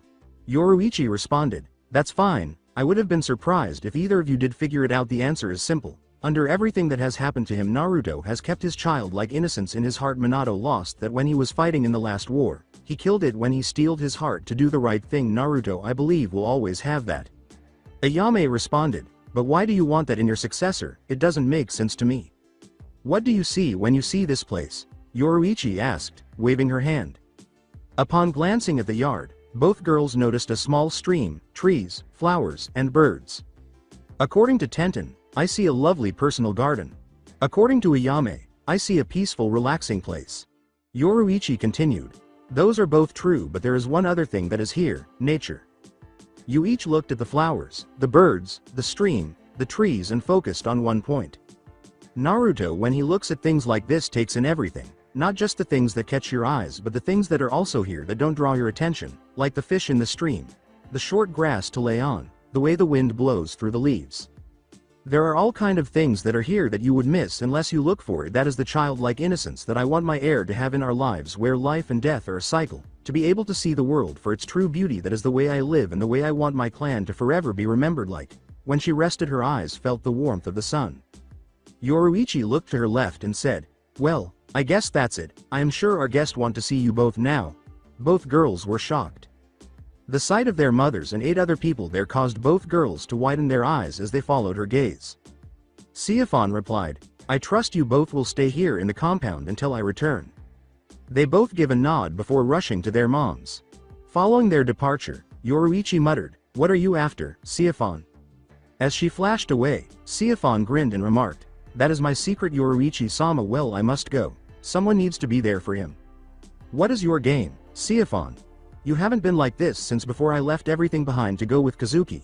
Yoruichi mused as he watched her go. My secret indeed, it is my secret, my burden, and my joy all wrapped in one. Siphon arrived at the location where Naruto was sleeping soundly, sat down next to him, and wiped the hair from his face. Someday it might be revealed and it could destroy me, but for now I will sleep comfortably with it in my mind. When Naruto woke up the following day, he discovered that a black-haired girl was sleeping next to his bed in a white room. He scowled and asked himself, was that real yesterday? As he looked down and noticed a sword next to him in a regular sheath. In the back of his mind, he heard the words, I am as much a part of you as you are of me. You are my tower, and I am your light shining forever in the darkness to reveal what is hidden.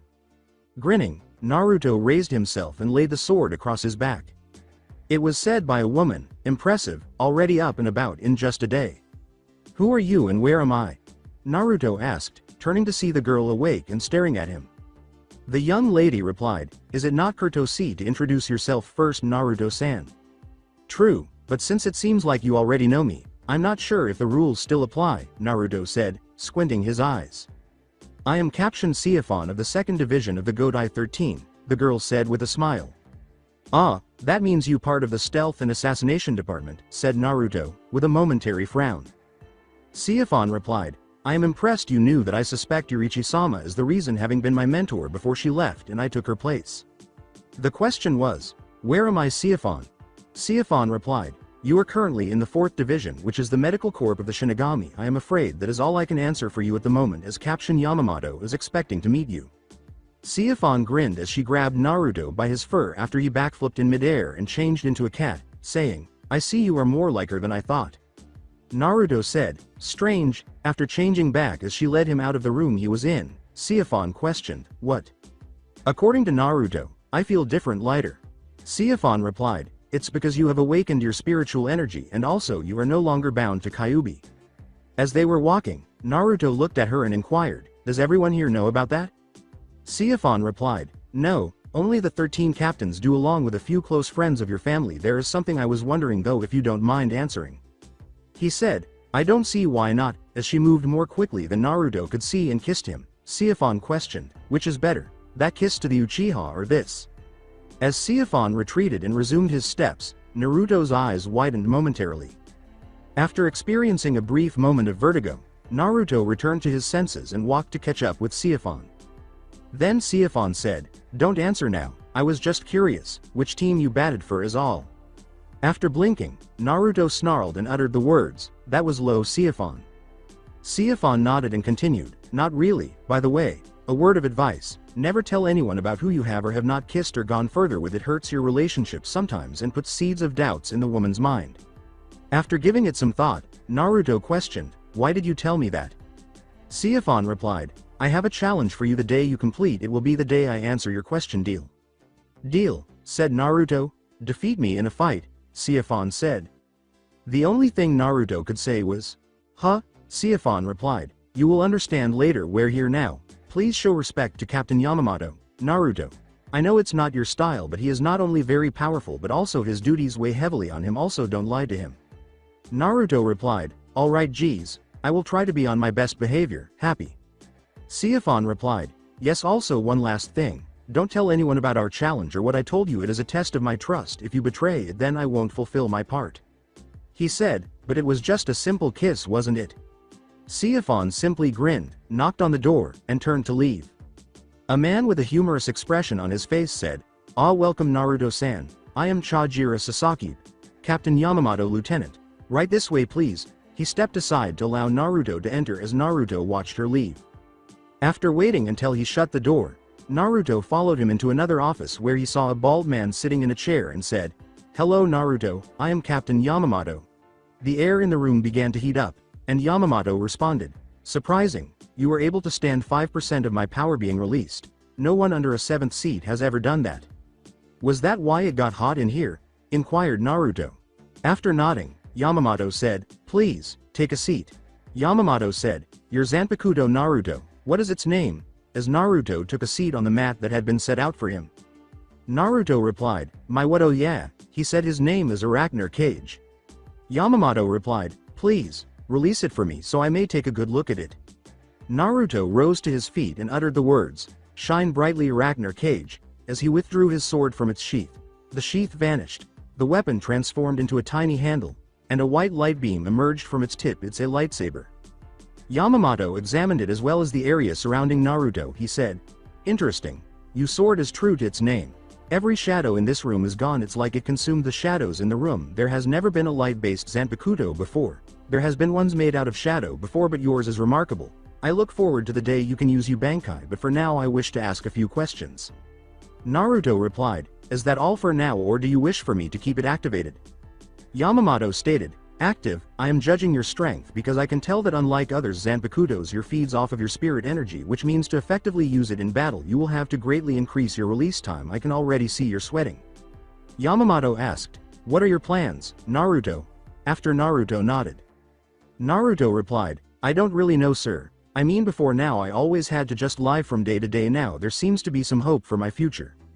Yamamoto replied, good answer. Had you talked about revenge or anything like that I would have killed you on the spot. I will not tolerate someone who is only interested in gaining power for evil purposes. The girls you came here with are already beginning their training. I know you want to spend some time with your family, but at the current moment that will be a distraction. I have recently discovered some things that could be just as bad as the Kyuubi attack on Konoha. War is coming to your world Naruto. I can't tell you when for sure because people are only just starting to prepare, but the threat from the Biju is very real. Also I am giving you an assignment that you are not allowed to tell anyone else about. Do you understand? Yes, Naruto replied. Yamamoto continued, good. Now as you have heard from the report Kazuki and Yoruichi made, your parents and the others were sent to your world to prevent high release of spiritual energy from others. Now originally I had planned on you and both girls to do the same thing, but because of something else that has gotten my attention, only the girls will be responsible for that. You, yourself will be different. When Naruto heard Yamamoto's gravely serious voice, he asked, what is it you need of me? Yamamoto stated, Your mission is the total destruction of all the hidden villages. Why? Naruto asked quietly, his eyes wide as though the world were ending, thinking, this can't be happening, why? Yamamoto explained, because of the wars and the fear of another war, people have been getting as powerful as they can, and pretty soon, unless it stopped, a single individual would start drawing hollows the moment they die, and if another war broke out with that high of spirit energy release, we could not get there in time to stop hollows. In order to stop this, I have decided that it is time for the world to have its memory erased again. By you eliminating large groups of them and destroying the villages, it will make the people overall weaker so that we can finally have them at a level where we can control them and hopefully cure them so they may go back to the normal circle of life. Kami has become aggravated with what has been happening in your world, and if we can't stop it, Kami will just kill every human there and destroy their souls. Do you understand now why I am asking this of you? Yes, Naruto shook his head and closed his eyes. Yamamoto replied, good, now remember, you may not tell anyone about this until I say so. Do you accept? After swallowing, Naruto said, may I ask a few questions? Very well, considering the circumstances, Yamamoto remarked. Naruto replied, what is to happen to me after I do it? I mean, I know that people in the living world will hate me, but I am used to that, but I finally have a few people who accept me for me. I can't go back into the darkness now that I have been shown the light. Yamamoto replied, I understand, don't worry, before you leave I will call a meeting with all the captains in your family and allow them to know the truth so that way you won't feel like I am trying to betray you. I will be sending you help, but until you are strong enough I cannot tell you who or what. You are to begin training. You will not learn Kido. You will be training under the 11th squad as well as the 2nd squad. You will not see the girls again until your training is halfway over. In fact, you will not be even training with your family until that point. I need you as strong as possible because when you go back we may not be able to help you. Only the team that is to go with you will be able to help you. Do you accept? Naruto stated, I will do what must be done. I understand that whatever these hollows are that cause everyone such fear that you would worry about them in face of demons like Kyuubi, it must be terrible. Yamamoto replied, good, Siphon should be waiting for you to begin your training. Let nothing distract you. Naruto, I believe that you are the only one available to do this. Dismissed. After resealing his sword, Naruto stood up and walked away. Yamamoto then remarked, it's done. The boy is pure and should not have to stain his hands like this. We must each play our part in the larger picture. This test will determine if he is the one, said a figure that emerged from the shadows and then vanished. Siphon said, I was just notified, follow me and try to keep up, as she started to run away from Naruto as he was leaving the office. Naruto started to run in her direction, but he was falling farther and farther behind. 4 hours later, Naruto was panting and Siphon had him into the woods. He said, from now until I say otherwise your Zanpakuto cannot be used. Your training starts here. Your jutsu will not work here. This training will work on your stealth, speed, endurance, stamina, and hand-to-hand combat. This is the training ground of the 2nd division. You are not allowed to speak. You are to try and use as much stealth as you can. Every noise you make will be when you are attacked. You won't know when or where you will be attacked or by how many. If you break any of the rules I have just stated, your punishment will be 1,000 lashes with a bakken. You are also not allowed to leave the woods here. Ready, begin. When she vanished. Glancing around, Naruto uttered the words, well shit. 3 men wearing black outfits attacked him right away. All that was visible were their eyes. Naruto started fighting back right away. Ayame was perspiring during this time, and her grandfather Ryu Ashada was standing aside, saying, good, again. Pulling the bow back and firing at a target, Ayame let out a moan. Ryu replied, again, keep going until you hit the bullseye every time. Ayame reflected, all I wanted to do was settle down with a nice man and have a family, but no, I had to get kidnapped by my own parents and then given to my perfectionist grandfather. Tenten finally said, so what am I doing here, shorty? As she sat across from a white-haired teenager wearing a long white cloak. The teenager replied, my name is Toshiro Hitsugaya and I am your grandfather. You will do well to remember that. Now as for what you are doing here, we are waiting for someone. So Iceberg, what do you need my help with? Said a person with orange hair as they came forward. Toshiro looked at the man with the orange hair and replied, I originally wanted Kazuki here to do this, but he's gone somewhere again, so I need your help. How do you turn a human into a Shinigami without giving them your own powers? Since you did it, I have no choice but to ask you. Ichigo. As he approached Tenten and removed the sword from his back, Ichigo remarked, that's easy. Then, as he struck Tenten with the butt of his sword, knocking her out of her body, he said, all you have to do is kill her. Tenten asked, what the hell was that for Carrot Top? As she lay on the ground and noticed a chain tying her to her body. With a cut to her soul chain, Ichigo said, well, I am making you a Shinigami, now find the spirit inside of you. Kazuki entered the courtyard at that moment and looked around, saying, My, what's going on here? After glancing at Ichigo, Tenten, and Tenten's body with her broken soul chain, he said, Ichigo, you do realize that when you did this you were already able to detect spirit energy a little, right? Ichigo responded, yeah, why? According to Kazuki, well, she hasn't gotten that far yet. After drawing his sword and launching himself at the orange-haired teenager, Toshiro yells, Ichigo. What am I supposed to do? Tenten, who was gasping from the spirit energy that Ichigo and Toshiro were releasing, asked. As Kazuki put it, die of course. He looked at her and said, relax, you still got time. Now listen, do you remember when we were on the boat and Naruto was able to show everyone spirit ribbons? Kazuki asked, well, do you remember what they felt like? After Tenten nodded. In Tenten's words, barely, Kazuki replied, good, that will hopefully be enough. Now I want you to sit down and meditate, and like when you first felt your chakra in the academy, I want you to search for where both those energies were mixing before in you. When you find them now, they should be separate. I want you to follow the spirit energy in your body and face your fighting spirit there, but you must hurry. If you take too long you will become a hollow and I will have to kill you. Naruto had to go through this already, so I believe you can. Tenten closes her eyes, nods, and starts to meditate. So Ururu, do you think she can make it? Kazuki asked, taking a step back and approaching the wall after she had finished her meditation. I believe so, sir, she is my granddaughter after all, a woman said as she emerged. Yes, have you learned anything new for me? Kazuki asked, nodding. Ururu replied, yes, he is to be trained exclusively by Squad 2 and Squad 11. Kazuki shakes his head and inquires, why would they put him with the two most hands-on fighting squads? Something big is going down, I just don't know what. Ururu replied, I don't know, sir. Yamamoto-sama is playing it close to the chest, so to speak, and also Siafon is up to something as well. I observed her kissing him as they were leaving the 4th squad compound. Kazuki nods as he says, well, if Tenten passes this test I want you to begin training her in close-range weapons. She already can summon weapons with her spiritual energy, even if she does not realize she's doing it, but she mostly believes she has to be a long-range fighter. If she has to ever face hand-to-hand she will be in trouble. Yes sir, Ururu replied, I will have Jinta-kun help me. As he noticed energy emanating from Tenten, Kazuki remarked, right, well I need to prepare, she seems to have found her soul center. Ururu laughs as she turns to go. I can't believe how we all paired out. It's strange really. Ichigo and Orihime had Kushina, Kazuki and Yoruichi had Minata, Toshiro and Momo had Dustin, Jinta-kun and I had Emi, Ashada and Nemu had Emi, and Chad and Tatsuki had Tuchi. What's strange is each of our children and grandchildren had some of our abilities. Tenten appears to have my ability to summon weapons with our energy. Ayame seems to be a Quincy like her mother and grandfather, and as for Naruto, his skills are unknown at this time. Tenten discovered a lake that reflected the night sky while she was strolling down a lengthy passageway filled with fireflies. She glanced around but saw no one. Her words were, hello, anyone here? A man with red coat, blonde hair, and a ponytail came out and said, hello Tenten. Hello, who are you? Tenten asked. My name is, the man said. What, I couldn't hear your name, Tenten inquired. The man moved aside and brandished a sword in a stone by the lake, saying, you are not ready to hear my name and you are not in need of my power yet. In time you will be, but for now walk with me by your side. When Tenten approached the sword and drew it, everything went dark. When she opened her eyes, she saw Zanpakuto sitting on her lap.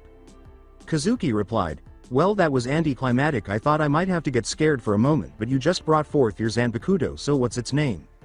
Tenten replied, I don't know. The man said I was not ready yet. Kazuki replied, well, it's for the best. Come, now that you have your Zanpakuto we can begin your real training. Tenten trained with her family, Ayame trained with her family, and Naruto trained with Squad 2 for the next 2 months. Very good Naruto, you have become a master at hand-to-hand combat. Your stealth skills have increased to where no one except for me can track you, as well as your other abilities, Siafon said. Today is the day I turn you over to Squad 11 to begin learning the proper way to fight with a Zanpakuto. I request that you don't use it, however, until we meet again. Naruto was standing in front of a circle of bodies that were all lying on the ground. Naruto turns and nods before leaving. You have made me proud Naruto. You have reached a level only a select few could reach, Siafon reflected as he was strolling. She screamed, Naruto, as she searched for him, but all she could hear was laughter as it vanished, and a water balloon landed on her head, soaking her in ice water. So tell me, what have you been training him in? She asked, noticing a smirking Yoruichi leaning against a wall when she returned to the second squad's compound. His final test was to fight the entire second division except for me, which he did and won. He good, Siphon said, glancing around. As Yoruichi put it, really, so has he reached Bankai yet? Siphon replied, truthfully, I don't know. I would not let him use his Zanpakuto. Wait a minute, you're telling me that he beat the entire second squad in hand-to-hand combat?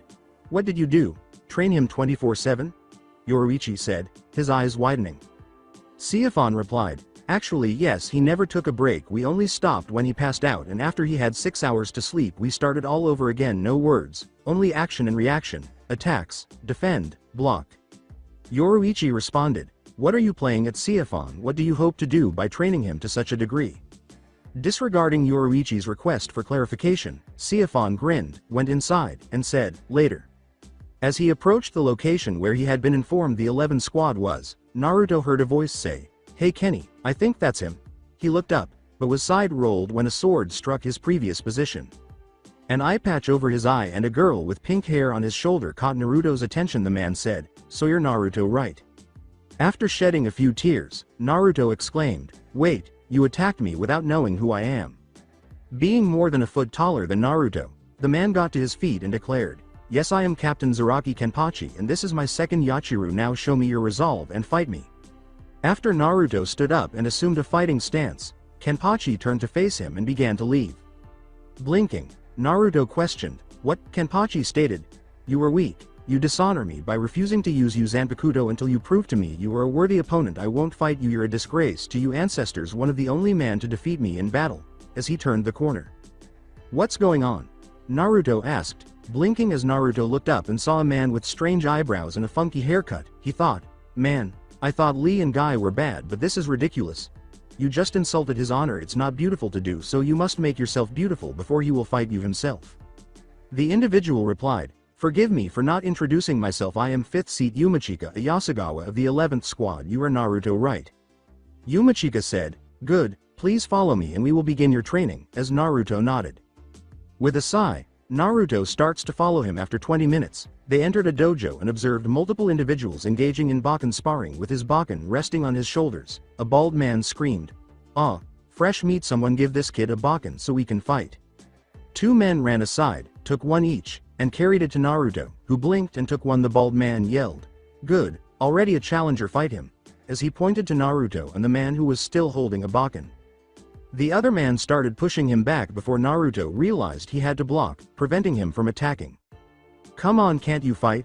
Let's hear your fighting spirit. Let's see you're not some pussy. Did that weakling in the second division neuter you?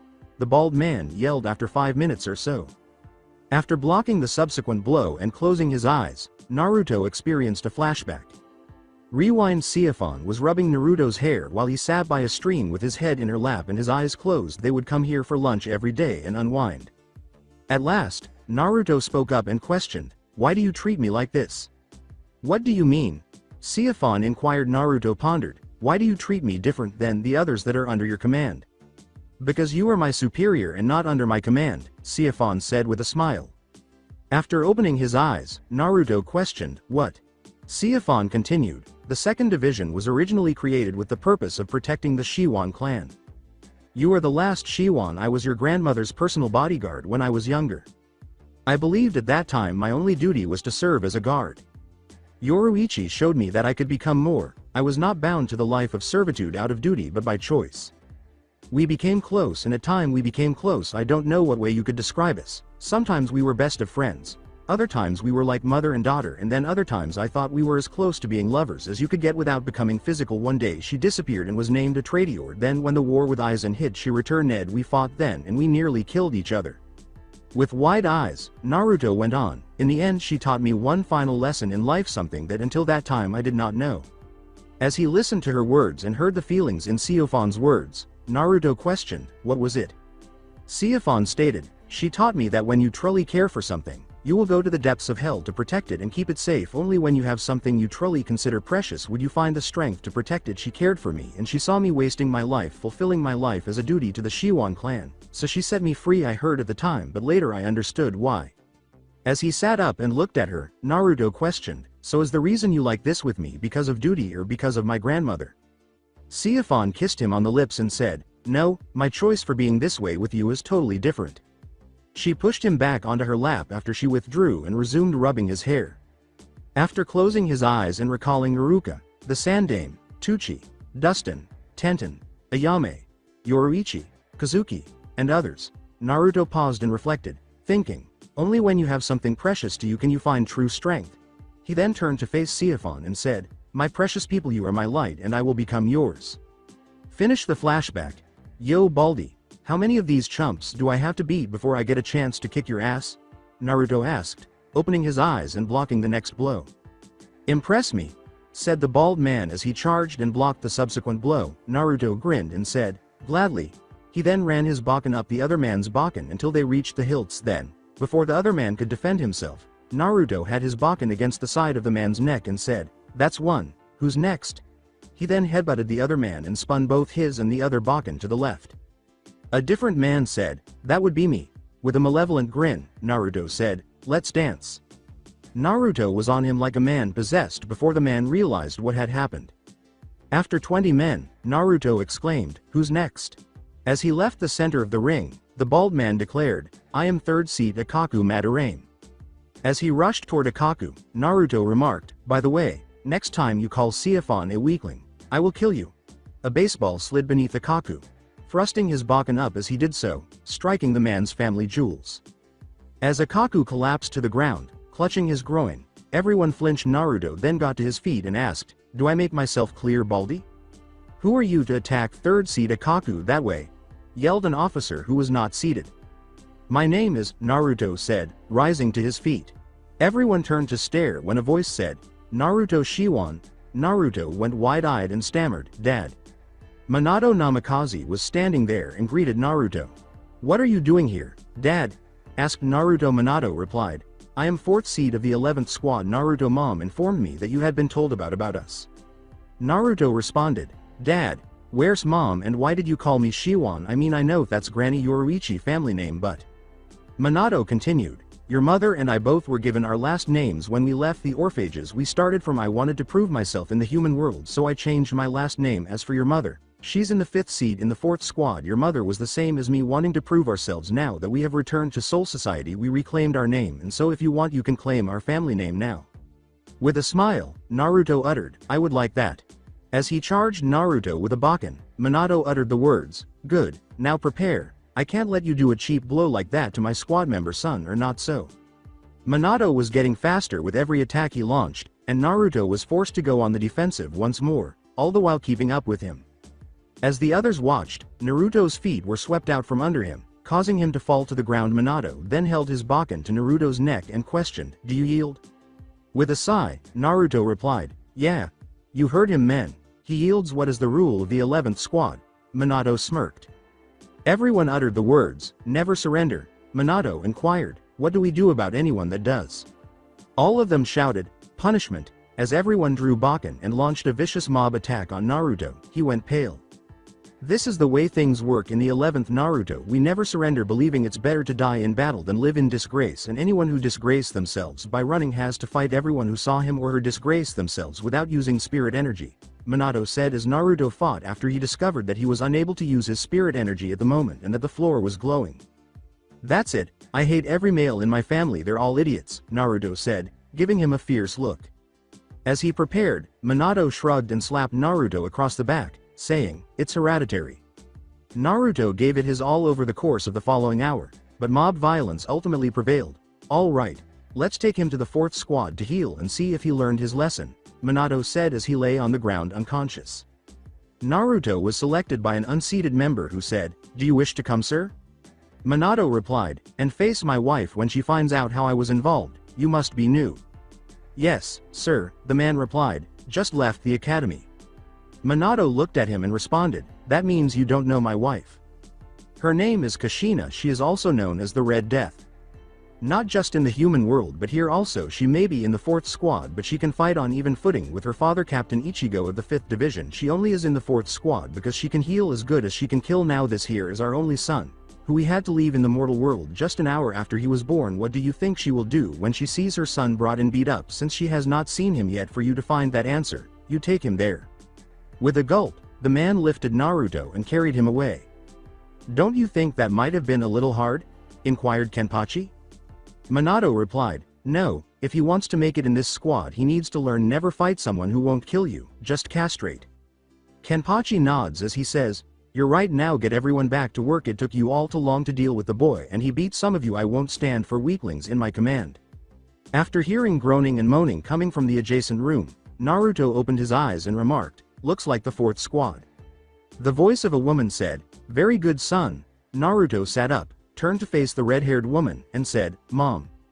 Naruto screams, MOM, as he leaps out of bed and tackles her, flipping both of them out of the chair and onto the floor as Kushina nods. Following their embrace, they both started laughing, and Kushina inquired, how have you been, son? After a moment of hesitation, Naruto put on his fake smile and said, good. Upon seeing it, Kushina scowled and remarked, son, I know about your life, I meant how have you been since you've been here? Naruto replied, well, Siphon-chan is pretty cool, dad dead when I get back to the 11th squad though besides that I really can't say much, mostly been training. Kushina replied, yeah, Captain Yamamoto already sent word that right now is not for social visit, after you're able to leave again you are to report back to the 11th squad, with a scowl. Naruto replied, don't worry mom, I just have to get halfway through my training, then we can spend time together. Kushina replied, yeah, I know Tenten and Ayame have been asking about you, I think they like you. Naruto appeared perplexed and replied, I don't know what to say mom, I do care for both but I don't know if it's just friendly or if it is something more, there's also someone else I have feeling for but I don't know what it is either, I don't have much experience for these feelings.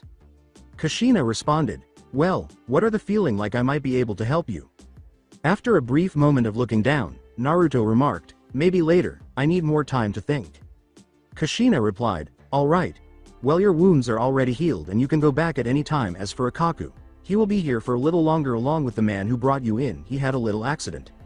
Naruto replied, well, I better get going mom, I still have a lot to do in a short amount of time. Naruto hastily departed. After Kushina nods following his departure, she wondered, what's wrong son? Why are things so hard right now? I had thought we could spend all day catching up, well, time to check on my two patients. I need to talk to Siphon though and find out what her intentions are to my son. Him. 3 possible girls all after him, looks like he has his grandfather's charm, damn it dad, why did your genes infect my son? I just hope he's not clueless as well. So Akaku, tell me, what did you say to piss my son off? Kushina said, cracking her knuckles as she entered the room containing her 2 patients. While the other man, who has 7 IVs and tubes down his throat, whimpered at her voice, Akaku went pale. As he approached the 11th division, Naruto paused to gaze at the sky before closing his eyes and shedding a tear. He thought, it doesn't matter how I feel for those 3 when they learn what I must do, they will hate me, at least Tenten and Ayame will. They both will know I am the person who killed all their friends in Konoha. Siphon will probably hate me as well.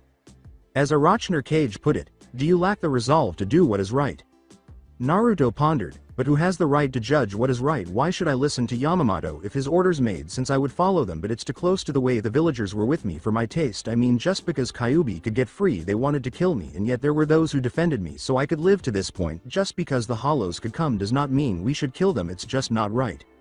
Cage responded, so why follow the orders when you know they are wrong? If you follow the orders, what does that make you feel like? After giving it some thought, Naruto remarked, it makes me a piece of shit. Cage responded, and what if you didn't follow the orders? It could cost me my life because I might have to fight Yamamoto or any of the other Shinigami, Naruto thought as he blinked and gazed at the sun. Cage inquired, but what of your precious people? Naruto was thinking and saying, I am the light that shines brightly for them. Every light burns brighter before it goes out. If I must burn so bright even Kami will take notice to save those lives, then I will. Cage replied, your resolve is set, but what of the people who have shunned you and hated you all your life? Naruto reflected, they may hate me, but I can understand why. The pain of loss and loneliness is far greater than any could believe. It's not my place to judge their souls, but they deserve a chance for redemption. Cage replied, then if that is your choice and your resolve is set, then I will be your power. You know my name and you know I am the shadow behind your light. You now have my power to add to your till the end burn brighter than the sun. Show the world your resolve now and draw my true power. When Naruto said, shine brightly Arachner Cage, and reached for his Zanpakuto, the weapon came to life. Then, with a sideways wrist turn, Naruto uttered the words, Bankai. All of Soul Society was illuminated by a white light that attracted everyone's attention before eventually going out. When it eventually subsided, Naruto was standing like a captain wearing a white sleeveless jacket, and his Zanpakuto had double blades of blade emerging from each end. 6 figures, including Captain Yamamoto, landed on the roofs surrounding him and inquired, "Why have you released you Bankai Naruto?" Before his Zanpakuto returned to normal, Naruto's eyes glossed over. He then fell toward the ground, but Yoruichi, who had arrived with the others, caught him. She examined him and responded, "It appears as if it's his initial release sir, him and his Zanpakuto must have just come to terms to receive it." Yamamoto nodded and continued, "Very well, since Bankai are usually only awoken in combat or intense mental strain, I am going to assume that it was mental strain. Yoruichi, please take him to talk to see Captain Shunsui Kyaraku of the 8th Division. Nobody understand mental states better than him. I am not really worried about this, but I do want to make sure one as promising as Naruto appears does not fall into depression." As she picked him up and carried him away, Yoruichi said, "Thank you sir."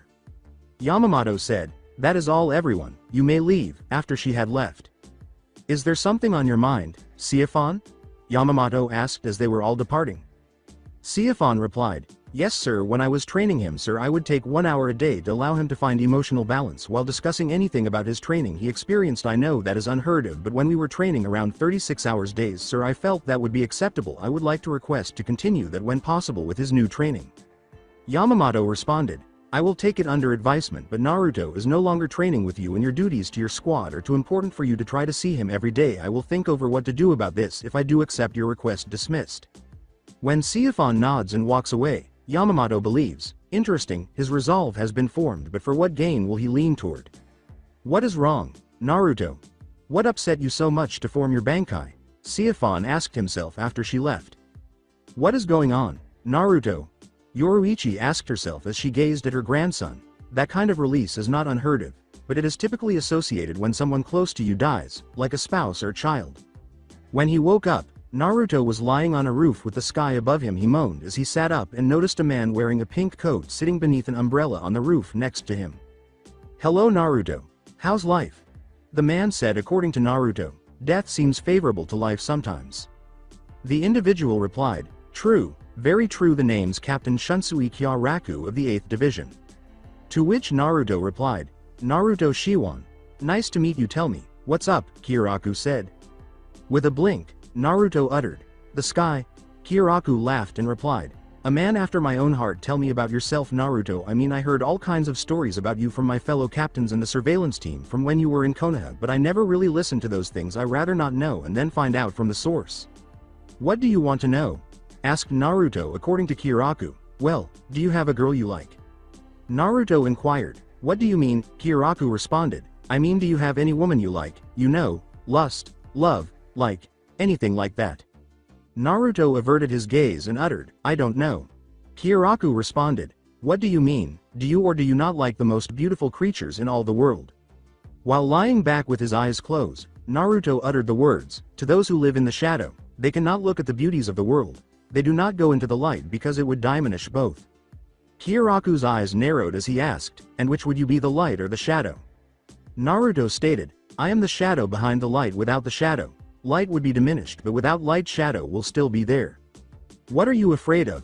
Kyaraku inquired. Naruto opened his eyes and used flash step to vanish, saying, "Nothing." "That's sad," Kyaraku said as he lay back down, grabbing his hat and a glass of sake before getting up and heading out.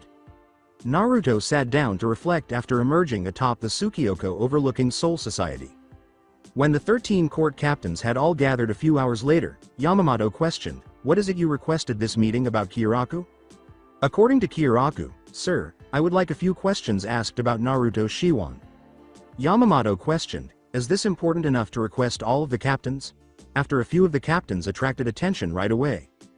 Kyaraku responded, "Sir, if from what I have learned from talking with him is true, then we could have someone who could become another Aizen, sir." At this point, the captain's eyes widened, and Siafon let out a little gasp. Yamamoto replied, "Very well, you may ask your questions. We cannot handle another threat like Aizen." Kyaraku replied, "Who is he actually close to? I mean, who could he turn to for help if he needs it?" Yamamoto replied, "Siafon, when you were training him, who was he close to?"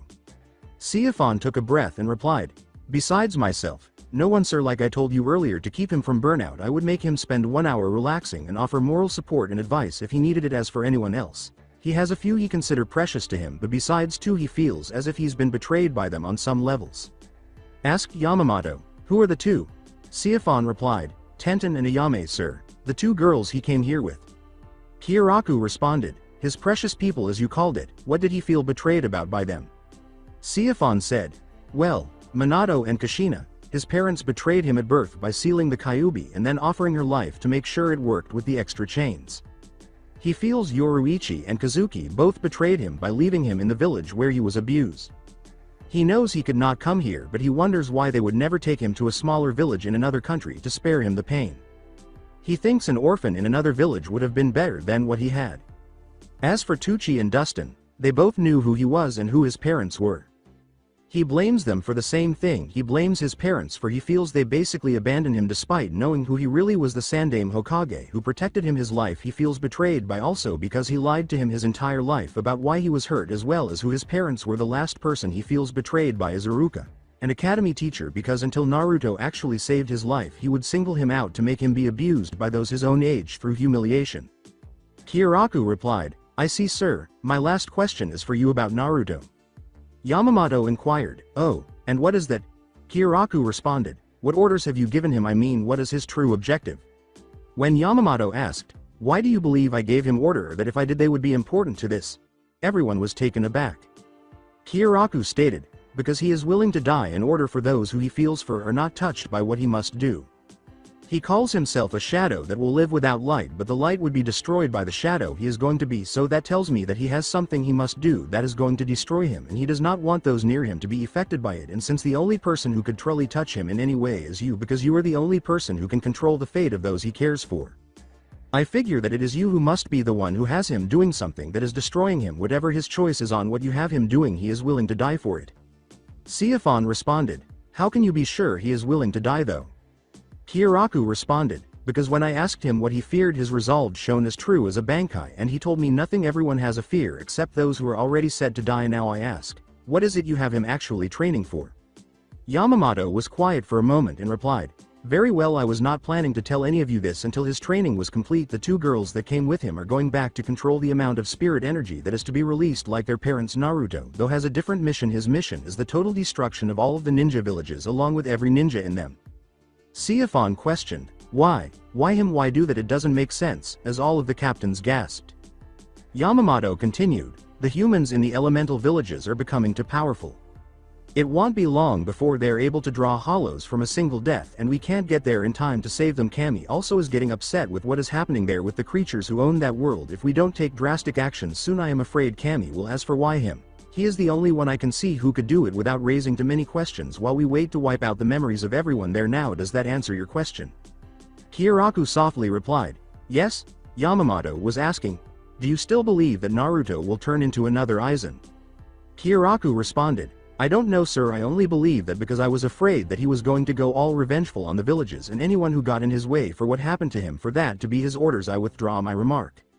Yamamoto replied, "Very well. I want you all to keep an eye on him, and I want you all to keep quiet about this until I say so. I don't want any more pressure to be put on him than there already is. You're all dismissed." After they departed, Yamamoto watched them go and sank back in his chair, saying, "So it has begun, my old friend. Yes, the boy's resolve is set and only time will tell if he is truly ready for what is to come," the previously mentioned figure said. Naruto was deep in contemplation during the meeting with the captains when someone said, "Hello, Naruto." Sighing, Naruto asked, "Does everyone here know me?" "Only those of importance," the figure said. Naruto asked, "Who are you?" As he turned to face the man, who appeared to be in his early 30s and had brown hair and brown eyes, the man actually looked plain. "Just someone with some information," the man said. Naruto inquired, "What kind of information?" The individual replied, "I know that you need to get stronger for whatever reason. You fight like all Shinigami do." Naruto replied, "And, what, you're going to train me also? I got enough teachers already." The individual replied, "No, you see, I know about what Yamamoto asked you to do." As he turned to face the man and prepared himself for battle, Naruto remarked, "I don't know what you're talking about. People with information like Mizuki have had a bad experience in the past." The individual replied, "I know he wants you to destroy all the hidden villages to save all the people there from the hollows because of fear of what could happen." Naruto did not respond and the man replied, What if I told you there was another way to deal with this problem, a way that would be better for you in the long run, but one that meant if you fail will mean certain death, however if you win you would still have to prove your power, a way that would mean you would not have to kill all those people? Naruto replied, suppose I was interested, what would I have to do? The individual replied, if you don't want to kill the body, kill the disease. After giving it some thought, Naruto narrowed his eyes and uttered, so you're saying that I need to kill the hollows instead of the ninja? If it's that easy, then why don't the Shinigami do it themselves? The man replied, you're smarter than you pretended to be. The answer is simple. In order to defeat the hollows you would either have to wait for them to come after humans or go after them where they live. You would have to go into darkness where evil thrives and light is destroyed. You would have to conquer an enemy in eternity in the making. You would have to conquer the evil of the heart and the fear that creates it. Naruto replied, so I would have to go to Hueco Mundo, is that what you're telling me, and do what? Surely I could not kill every hollow there. The individual replied, true, but you don't need to kill all the hollows there. Tell me, have you not figured out what your Zanpakuto power really is? Naruto looked up and replied, actually no, I have not really had a chance to use my Zanpakuto yet. How do you know what it does when I don't? The individual replied, don't worry about how I know that. You will learn that answer only if you survive. Now do you remember what happened when you first released your Zanpakuto in the tunnel and then in Yamamoto office? He even commented on it, if you remember. Naruto had a flashback in mind. There has never been a light-based Zanpakuto before. There have been ones made of shadow before, but yours is exceptional. I look forward to the day you can use Ubankai. But for now, I would like to ask a few questions. Yamamoto looked at it and then at the area surrounding Naruto and said, interesting, your sword is true to its name. Every shadow in this room is gone. It's like it consumed the shadows in the room. Final flashback. Naruto recalled that he claimed it was as though it engulfed the room's shadows. Look at your shadow, Naruto, the man said. Naruto noticed that he had no shadow when he looked down. When he looked up, he saw that the shadow of the other man, which should have been moving away from them due to the sunlight, was actually moving in Naruto's direction, and that small details were being destroyed as it approached Naruto. Naruto stated, it really is consuming the shadows, even when it's not released. The individual nods and continues, correct, your Zanpakuto feeds off of darkness. You yourself have said that without the shadow, light would be diminished, but without light, shadow will still be there. That is in essence a truth of the universe. Who are you really? You're not from Soul Society, are you? Naruto asked, glancing at the man. The individual replied, perhaps I am, perhaps I am not, you will have to figure that out on your own. Naruto responded, you said if I succeed I would still have to prove myself. What do you mean? The individual replied, what I mean is that even if you were to go to Hueco Mundo and made it back, then you would still have the problem of Yamamoto. He is determined to destroy the hidden villages. He will use Soul Society against you. The only way to stop him is to kill him. Naruto replied, no, killing him won't change anything. Going to Hueco Mundo won't change anything besides possibly get me killed. I could not kill all the hollows there, so I would not be able to save the people. Yamamoto said Kami was getting upset with the people. Somehow there has to be a way to save them while stopping the threat of Kami destroying them, along with keeping the hollows from coming after them. To be so pure. Yet tell me, what would you do if you had to choose? How would you have to decide how to handle this mess? The man asked, glancing at Naruto. There is only one thing that can be done. The same thing that has been done for all ages. Fight your battles as they come. Do what you think is best at the time. Save what you can and remember what you lost. Naruto sighed and sat down, having turned his back on the man. The individual replied, the truth is only that the truth. Deep down you know that this has to be done, but you fight against it. Do you think you can win? Naruto said, I must fight my fights as they come at me. I don't know if I can win, but I do know I won't go out without a bang. As he charged at Naruto, the man uttered the words, then fight well and do what you think is best. Naruto was pushed off the side of the cliff before he could react. A portal materialized beneath him, and he dove into it as he started to descend, gathering his spirit particles to airwalk. After saying, good luck Naruto, he vanished as he struck the hard ground. Naruto blinked and asked, where the hell am I? As he looked around, Naruto turned when he heard a spooky voice say, ah, a Shinigami came all the way here to be eaten. Well, I can't let a delicious little morsel like this get away. He thought, shit, a hollow. The creature was about 20 feet tall and had a black mask. As it transformed into a single blade of white light, he said, shine brightly Orochimaru Cage, and reached for his Zanpakuto, pulling it out.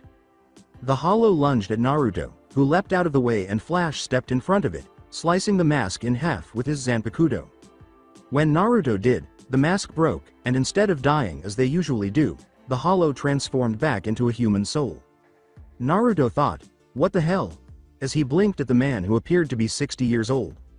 A voice from Cage said, I only have 3 abilities. One is to consume all shadows and convert them into spirit particles for you. The second ability is what you see now. I purify the souls of any hollow you kill without killing the souls like every other Shinigami does. The last ability I will reveal to you when I think you are ready.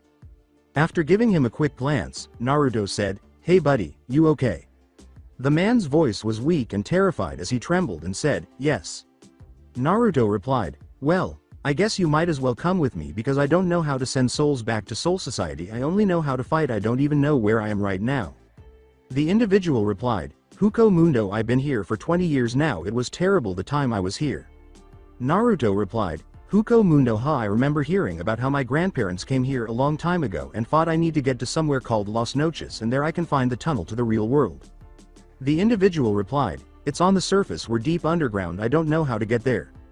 Naruto replied, Well, I guess we will have to look for more hollows. Then if I can free some more of them, then perhaps one of them will know the way out of here. Just stick close and I will get you out of here, old man. Naruto begins to leave as the man nods. Tenten thought, Damn, my grandparents are a pain in the ass. I wonder how the other two are.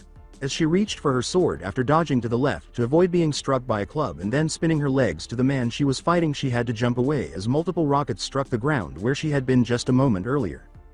Ashada was firing, and Ayame was running along rooftops, shooting arrows as quickly as she could. She jumped into the air, only to have Ashada switch from firing one arrow to hundreds, and she thought, Damn it, how am I supposed to be able to hit him if he blocks every arrow I shoot? How was I supposed to know that saying Quincy seemed weak compared to Shinigami would piss him off? He would destroy every shot she made with one of his own arrows. Since leaving the meeting a few hours prior, Siafon had been searching all over Soul Society for Naruto, but she had yet to locate him. 2 months later, time has passed, so Shinigamis can become consumed by hollows also. Naruto examined the group of souls he had freed, thinking, It was a shock when I freed them. 1 captain, 4 seated officers, and 20 non-seated officers, not to mention a wizard boy. Me and Gramps are going to have one long talk later when I get a chance to. I can't believe he's a wizard. After glancing at the others, he said, Tusen, after visually counting, 1,200 souls, give or take a couple of hundred. To which the Shinigami captain replied, Yes, Naruto-sama. Naruto replied, Are you sure you can open the portal to Soul Society? Tusen replied, Yes sir, when Aizen, Jin and I defected from Soul Society we used this portal. It was the reason the execution's grounds were placed where they were, because any hollows who came through at that point would have been destroyed, but during our escape the substitute Shinigami Ichigo destroyed the weapon that would have stopped us from returning. Sighing, Naruto replied, Right, I promise I will ask for a reduced sentence for you when we return. I can't promise it will do any good, but with the help you have given to me since returning from being a hollow as well as the information on the new hollow levels, I might be able to get you at least a chance to plead you case. I don't really know what good it will do though. Tusen replied, I understand, and for what it's worth, thank you. I am guilty. There is no doubt about my crimes, and if I am to be executed then I have no right for forgiveness. The freedom you showed me after the hollow consumed my soul is enough payment. With a nod, Naruto said, Hiyori. What? Yells the blonde wizard girl. Naruto replied, Remember what I told you, if the shit hits the fan, find Kazuki and tell him I sent you and tell him to get your ass out of there and for him to get that damn sucker out of his mouth. Can I slap him a few times? Asked Hiyori with a sly smile. If you can get by Granny Yoruichi, said Naruto. She chuckles and responds, Can do. Naruto glances around and says, Alright everyone, listen. When the portal opens I want all the Shinigamis to wait until at least half of the normal souls have passed over, and then every other Shinigami to pass over and alert whoever is in charge the Naruto Shion is bringing freed souls, and to have Yamamoto come and bring the 2nd division to arrest a surrendering traitor by the name of Tusen.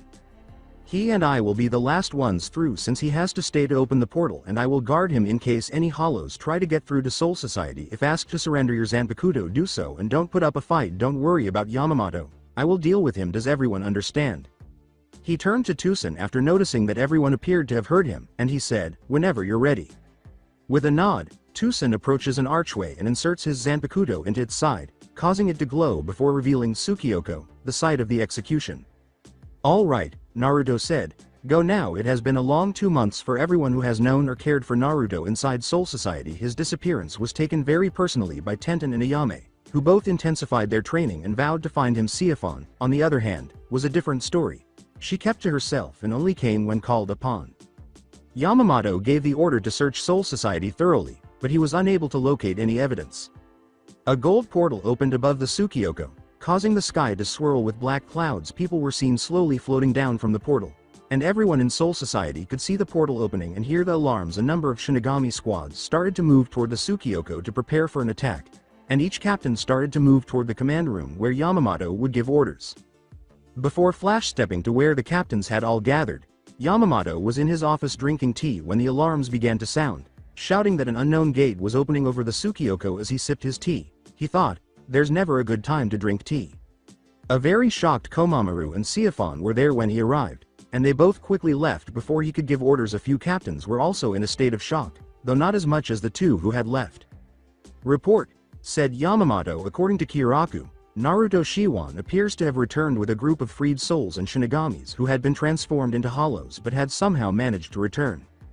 One of them is a Tucson who is giving up Hueco Mundo as the direct source of the portal. They want you and the second squad to come and take Tucson hostage while handling the situation. According to the Shinigamis who have already arrived, Tucson has information about new hollows that he would like to share before rendering a decision as soon as they enter. He will give up his Zanpakuto right now, sir. That's all we have. Any indication as to how Naruto got to Hueco Mundo? Yamamoto asked, scowling. According to Kiraku, no sir. Very well, said Yamamoto. For the time being, think of Naruto as a potential adversary until I issue the orders. I want every squad to wait dismissed. After the captains had all gone, Yamamoto flash stepped away and remarked, and I was so looking forward to finishing my tea. Well, it appears if things are going to be okay, Tucson, Naruto said as he and Tucson fell toward the ground below. He noticed that the situation was tense, that the second squad was already present, and that each of the Shinigami who had traveled from Hueco Mundo was having their Zanpakutos taken. No, it looks like there are two angry people waiting for us below, Tucson said. I think one of them is waiting for you because I recognize both of them. Gazing at the blind man, Naruto exclaimed, really, who? As he turned to face Naruto, Tucson uttered the words, Captain Konoha and Captain Siafon. At that moment, a shout of, Bankai, caught everyone's attention. As he flash stepped in front of Hiyori, who had already drawn his Zanpakuto and blocked Zangetsu, Naruto looked and uttered the words, shit. Zangetsu was being held by Ichigo when he said, Naruto, get out of here. She poses a threat. Stand down, Tucson, the Vizard, and everyone else I brought here are all under my protection. Naruto said, you can't defeat me, I promise, and I will fight to protect them if I have to. After blinking and vanishing, Naruto reappeared a moment later, blocking Siofon's leg as she attempted to attack him from behind with a leg sweep. As Ichigo began to approach Hiyori, Naruto remarked, that's it, Bankai. As Naruto split his now double-bladed sword into two swords and twisted his wrist so that the two blades met, a blinding white light suddenly filled the room. He then yelled, purifying light. No one could see anything at that moment because the whole hill was bathed in white light. Ichigo looked around, trying to see, and asked, what is this? This is my Zanpakuto's ultimate power. Naruto's voice reverberated over the whiteout. It encloses everything within a specific range in an impenetrable field of white. What I see is normal, but all of you see is white while in this state. It also possesses other abilities, but I won't list them all since Yamamoto has now arrived. I ask that everyone please stand down and remain motionless so that we can resolve this without resorting to violence. Be good little kids and place nice because if you try to attack, you might end up killing an ally. Tucson remarked, I think you spent too much time fighting the new hollow Naruto, as everyone started to perspire. Hey, that guys are a hoot, I tell you, Naruto said with a laugh. Tucson, have you given up your Zanpakuto yet? Tucson replied, yes, I just finished handing it to Konoha when you released your Bankai. Naruto replied, good, now Captain Yamamoto, would you ask everyone to refrain from attacking so I may seal my Zanpakuto again? Yamamoto replied, everyone, stand down. I will hear Naruto out and judge what is to happen then. As he put his sword back in its sheath, Naruto uttered the words, good, freed souls, no fighting. When the white light vanished and Naruto found himself directly in front of Yamamoto, he noticed that everyone had lowered their heads. Naruto replied, sorry for the way we had to return here, sir, but considering all that has happened since I was last here, I did not want a bloodbath on my hands. Yamamoto inquired, how did you get to Hueco Mundo, Naruto, and how are these people here? Naruto said, well, it all started after I talked to the captain there in the pink coat. I came up here to think over some things related to my return home and what I need to do when I get there. When this guy showed up and talked to me. What was said I will only tell you in private, but when I refused what he said, he attacked me and opened a portal to Hueco Mundo, shoving me through it. The thing is, the guy was not a Shinigami or anyone from Soul Society itself. I have an idea who he was, but that is one of the reason I want to talk privately to you. Anyways, after he shoved me in the portal, I was instantly attacked by a hollow, and when I killed it I learned the second ability of my Zanpakuto. Instead of killing hollows, it purifies them and returns them to normal souls. Each of the people behind me were at one time a hollow or a spada, since I did not know how to return but remembered hearing about how Gramps and the others went there years ago. I searched for Las Noches. I luckily found the Shinigami, the Wizard, and Tucson as I was fighting my way through, and they helped me protect the souls to return here. Tucson, who admitted everything to me, so I knew he was one of the 3 captains who betrayed Soul Society, was able to open the portal for all of us to return. While nodding, Yamamoto uttered, "Very well, kill the Wizard and Tucson." Naruto had already moved and unsheathed his Zanpakuto against Yamamoto's neck before anyone could move. He said in a lethal voice, "So it's true, to cover up your mistakes you would kill anyone and anything associated with the mistakes." With a sidelong glance at Naruto, Yamamoto asked, "What is the meaning of this, Naruto?" Naruto replied, "Tell me, Yamamoto, why do you protect the hollows? Why is it every time someone creates a new way to turn the war that has been going on for over 2,000 years in favor of the Shinigami, do you order it destroyed?" Siphon yelled, "Naruto, release Captain Yamamoto or I will be forced to fight you," after being startled to see Naruto assault Yamamoto. Naruto replied, "No, I challenge you, Yamamoto, to a duel. If I win, you will surrender your seat as captain of the first squad and commander of the 13 Court Guard. So you want to take over my position? Naruto, I never thought you would be the power-hungry type," Yamamoto remarked, glancing at Naruto.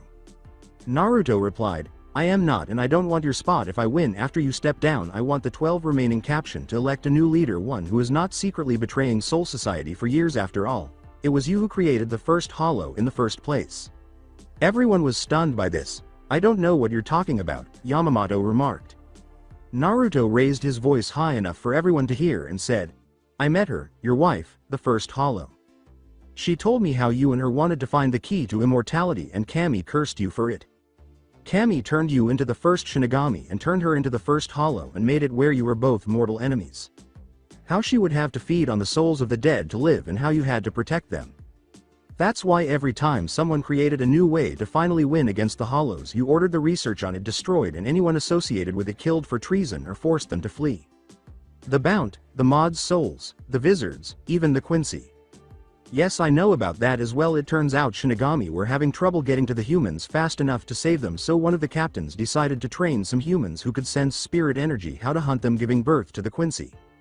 That's why you ordered all the Quincy killed. That was why you wanted the Bount killed. That was why you ordered the Mod souls destroyed. That was why you ordered the Wizards destroyed. The only reason Ichigo was not killed was because he was too valuable to you against Aizen, who was a threat to her. It's why you automatically called Orihime a traitor when she was forced to go to Hueco Mundo. You were hoping they would all get killed when they went after her because they were a threat to your wife. It's also why you want me to do that mission for you when I return to the elemental country. You fear the power the souls from there can create toward her. You met her, Ichigo. In fact, she saved your life." As everyone prepared to attack Naruto and the newcomers tried to understand what Naruto was talking about, Ichigo's eyes widened and he said, "No, it can't be." Naruto replied, "That's right, little Nalil 2 Oderschwank. She's not so little now, though. She retained her memories again." Yamamoto replied, "I don't know what you're talking about, and if you think you can beat me, young man, you're 1,000 years too young." Naruto laughed and replied, "Really, I don't think I can beat you. I know I can now, since everyone here has heard why I don't see you fit continue to lead the 13 court guard the balls in your court. You can accept my challenge and then. Now, as I was saying before you tried to attack me, you can accept my challenge and then if you win you can have your 46 chamber court to deny everything I have said, though we both know that you control that as well, since no one can become a member of the 46 chamber court without your approval, so you decide the judges." Naruto paused his speech for a moment before the body of the second seed of the first squad was seen flying and hitting the ground in front of Yamamoto. "Then let's not forget what your academy teaches the Shinigami. Don't go to Hueco Mundo because it is suicide. I admit it's dangerous to go there, but that's not why you don't." "That's enough, Naruto," a voice said. Naruto looked at Minato and replied, "Not until he accepts my duel 1-on-1. If I win he steps down and the captains elect a new leader. If I lose then I lose my life. At least I would die for an actual purpose. Besides protecting a lie, I rather fight the disease that killed the patient." The majority of the captains recoiled at this point since they understood what Naruto was talking about, his purpose in the elemental nations. "Very well," Yamamoto said, "I will accept you duel when and where." Naruto replied, "Now's fine with me. One-on-one, and no one here can take a hostage to try to force me to lose. This is a test for each of us on our honor and beliefs. Also, no one can attack the souls I brought until this matter is taken care of. Agreed. After vanishing and resurfacing a short distance away, Yamamoto said, agreed, as his staff transformed into a sword. With a sly smile, Naruto leapt into the air to airwalk, and Yamamoto followed suit. According to Naruto, old geezer's first, as he removes his captain jacket to reveal his muscular body and draws his sword, Yamamoto declares, I will destroy you, boy, you have been corrupted by lies and are too lost to be saved. He then declares, all things in the universe turn to ashes, and the whole sky bursts into flames. The spirit pressure that Yamamoto is releasing is already causing the people below to gasp. Shiofan worriedly asked herself, Naruto, why have you done this? While some were considering what Naruto had said and wondering if it was true, others had similar thoughts. What's really going on here, Naruto? Minato asked himself as he gazed at his son. As his sword turned into a single beam of light, Naruto uttered the words, shine brightly, Orochimaru Cage. I am surprised you can still breathe at this stage, Yamamoto remarked. Smirking, Naruto remarked, I'm full of surprises, old man.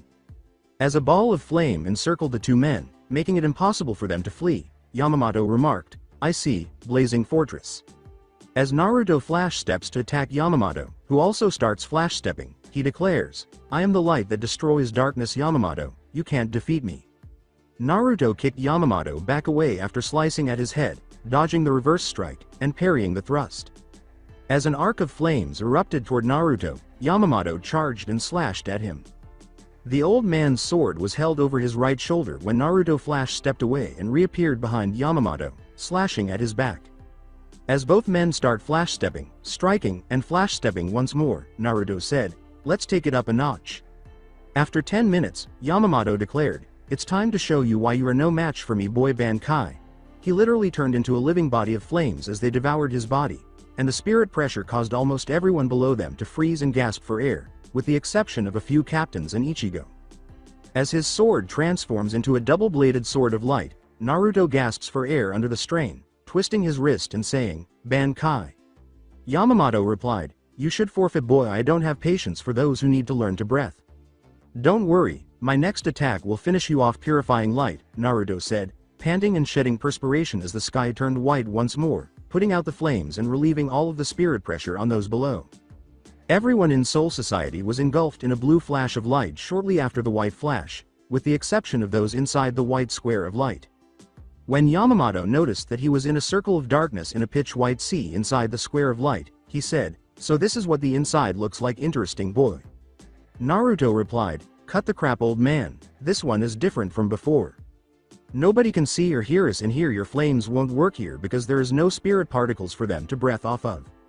Also, if you notice the circle of darkness under you, it don't matter if you're stronger than me or not. In here you're nothing but a battery to me. As the shadow shrinks, more and more of your spirit energy will become mine for a short time. I will never tire, and you can't see me or escape. You could swing your Zanpakuto and pray to hit me, but it won't because I can see it coming and move.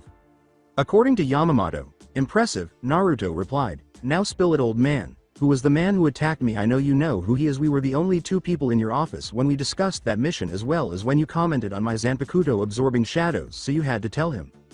Yamamoto inquired, why should I tell you anything when I am going to destroy you? Naruto replied, because you don't know if I killed your wife or not. You're at my mercy at the moment. Yamamoto did not speak, and Naruto sighed and, I know you must care for her deeply to undermine the Shinigami, so why not tell me your version of the story? If it's different from hers, had you not forced my hand, we could have talked in your office, but you wanted to make sure that both Tucson and the girl were silent in case they met your wife. Yamamoto scanned his surroundings and attempted to send flame attacks or anything else with multiple swings, but nothing came of it. He then took a few steps in one direction before attempting a flash step, which failed, and he started running in an attempt to escape the light, but it was never successful. Since the walls created a sphere around them and Naruto was outside of it while still inside the pillar, he watched Yamamoto run in a full circle inside the light. Outside assistance was the only way out.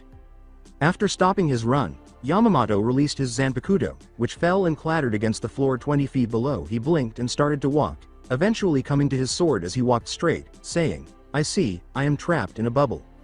Naruto replied, yeep. The walls absorb your spirit particles and condense the ones in the air to make solid walls that can't be destroyed, and since the walls are sucking the particles from you, there are none in there for you to use Kido. or your flames. This is how I defeated Manos Grande and Espadas. According to Yamamoto, but all the Espada were sealed away. Naruto stated, the original ones were, but you see, the hollows who were affected by the blast when Aizen was fighting also became Espadas. From what I was told, they're not as strong as the original ones thought that you guys sealed. When Yamamoto scowled and a different voice said, that's enough Naruto. Naruto turned to face the man who had pushed him off the mountain. Holding his Zanpakuto, Naruto questioned, who are you and how did you get in here? The individual replied, relax, I am not here to fight. I have already changed everyone's memory below us so no one will remember anything you said or done since you got here. Yamamoto, what do you think? Yamamoto stated, he passes. I can feel myself getting weaker by the moment. The only chance I have is if you were to max out on spirit energy. Naruto replied, doesn't work. You forget that my Zanpakuto uses spirit energy to keep active, so it's constantly drawing from me. It don't matter how much energy my enemy has as long as I can get close enough to use it on them. The problem is to use its true power. I only can hold 2 prisoners at once, but there is a time limit as to how long I can keep it up. I only have 15 minutes tops. And why am I telling this? As he closed his mouth. The individual replied, I gave your mind a command to tell Yamamoto about your power. Naruto inquired, who are you really? The individual replied, I am Jericho the messenger from Kami, the one who informs the commander of Soul Society about anything Kami deems fit to alert the Shinigami about. After glancing at Yamamoto, Naruto questioned, what's really going on here? Yamamoto continued, ever since you first arrived here, Naruto, you have been having test after test after test forcing you to become a Shinigami. The mission I assigned you to put you at odds against me, your resolve forming, your dedication to stop what you know is wrong even if it's against the rules. It all came down to this moment when you would fight me truthfully. We were not expecting this until right before you left to return, but you surprised us. Why have I been getting tested for what? Inquired Naruto. Jericho replied, you were right about Yamamoto. For over 3,000 years he has been trying to protect his wife. Their punishment was 3,000 years of loneliness as well as duty, but now it is over. I have returned Nell her regular spirit body and she is with the others below. Yamamoto is stepping down, but in order for him to step down someone must take his place. That person is you, Naruto. Naruto replied, me. But why me? I am not strong enough. I barely was strong enough to use my final attack against Yamamoto. Any slower and the pressure would have been too much for me to breath and move, and I am nowhere near strong enough to actually defeat him. I was bluffing, trying to get him to see reason and step down. Jericho continued, Kami saw how you have remained pure through all your trials in life and decided you would make a fine leader for the Shinigamis. That is why you were selected to be tested. However, you must realize that when you take over there are things that you can't do. You can't go and wipe out Hueco Mundo. Everything has a reason. The Hollows are a counterbalance of power against the Shinigamis, and the Shinigamis are the counterbalance for the Hollows. As for your strength, you are still young. Yamamoto has 3,000 years of power and experience to aid him. Truthfully, you're only about as even in base power as the weakest captain, but you see your other skills put you above them. Astonished by the responsibility he was being given, Naruto asked, what about the mission to the elemental country? What do we tell everyone about how I become the new captain? What am I supposed to do? Relax, Naruto, I have everything taken care of and you won't remember any of this or your mission. Jericho laughed, and then the man vanished, shattering the white light from Naruto's Zanpakuto as blue light once more filled the sky. Both Naruto and Yamamoto passed out as they began to float toward the ground. Yamamoto turned to face Naruto and remarked, very good. To explain why I essentially reset the tension between Naruto and Yamamoto, I reasoned that if Kami wanted to test them and make it plausible, he wouldn't allow either of them to ruin the test by telling them, and then it would be as easy as altering a few memories, as the Shinigamis do in the real world. As he gradually awoke, Naruto rubbed his head, blinked, and inquired, what happened? He recognized the voice that said, you were an idiot and overexerted yourself. What do you mean? My mind is all fuzzy right now, Naruto said, blinking as he saw Kushina standing in the door. As Kushina put it, what do you remember, Naruto? Naruto said, I remember there was a hollow attack in the real world. Captain Yamamoto and I went to deal with it so he could evaluate my skills in actual combat, and I remember that several others hollows started appearing as we fought. I was chasing the original one while he dealt with the new threat and I accidentally followed it to Hueco Mundo. I then learned about my second ability of my Zanpakuto allowing me to actually free hollowed souls. I don't remember how long I was there, but I freed a lot of people as well as a former captain who told me he knew how to leave. I remember then returning to Soul Society on top of the Tsukyoko, and Captain Yamamoto appeared along with the other captains.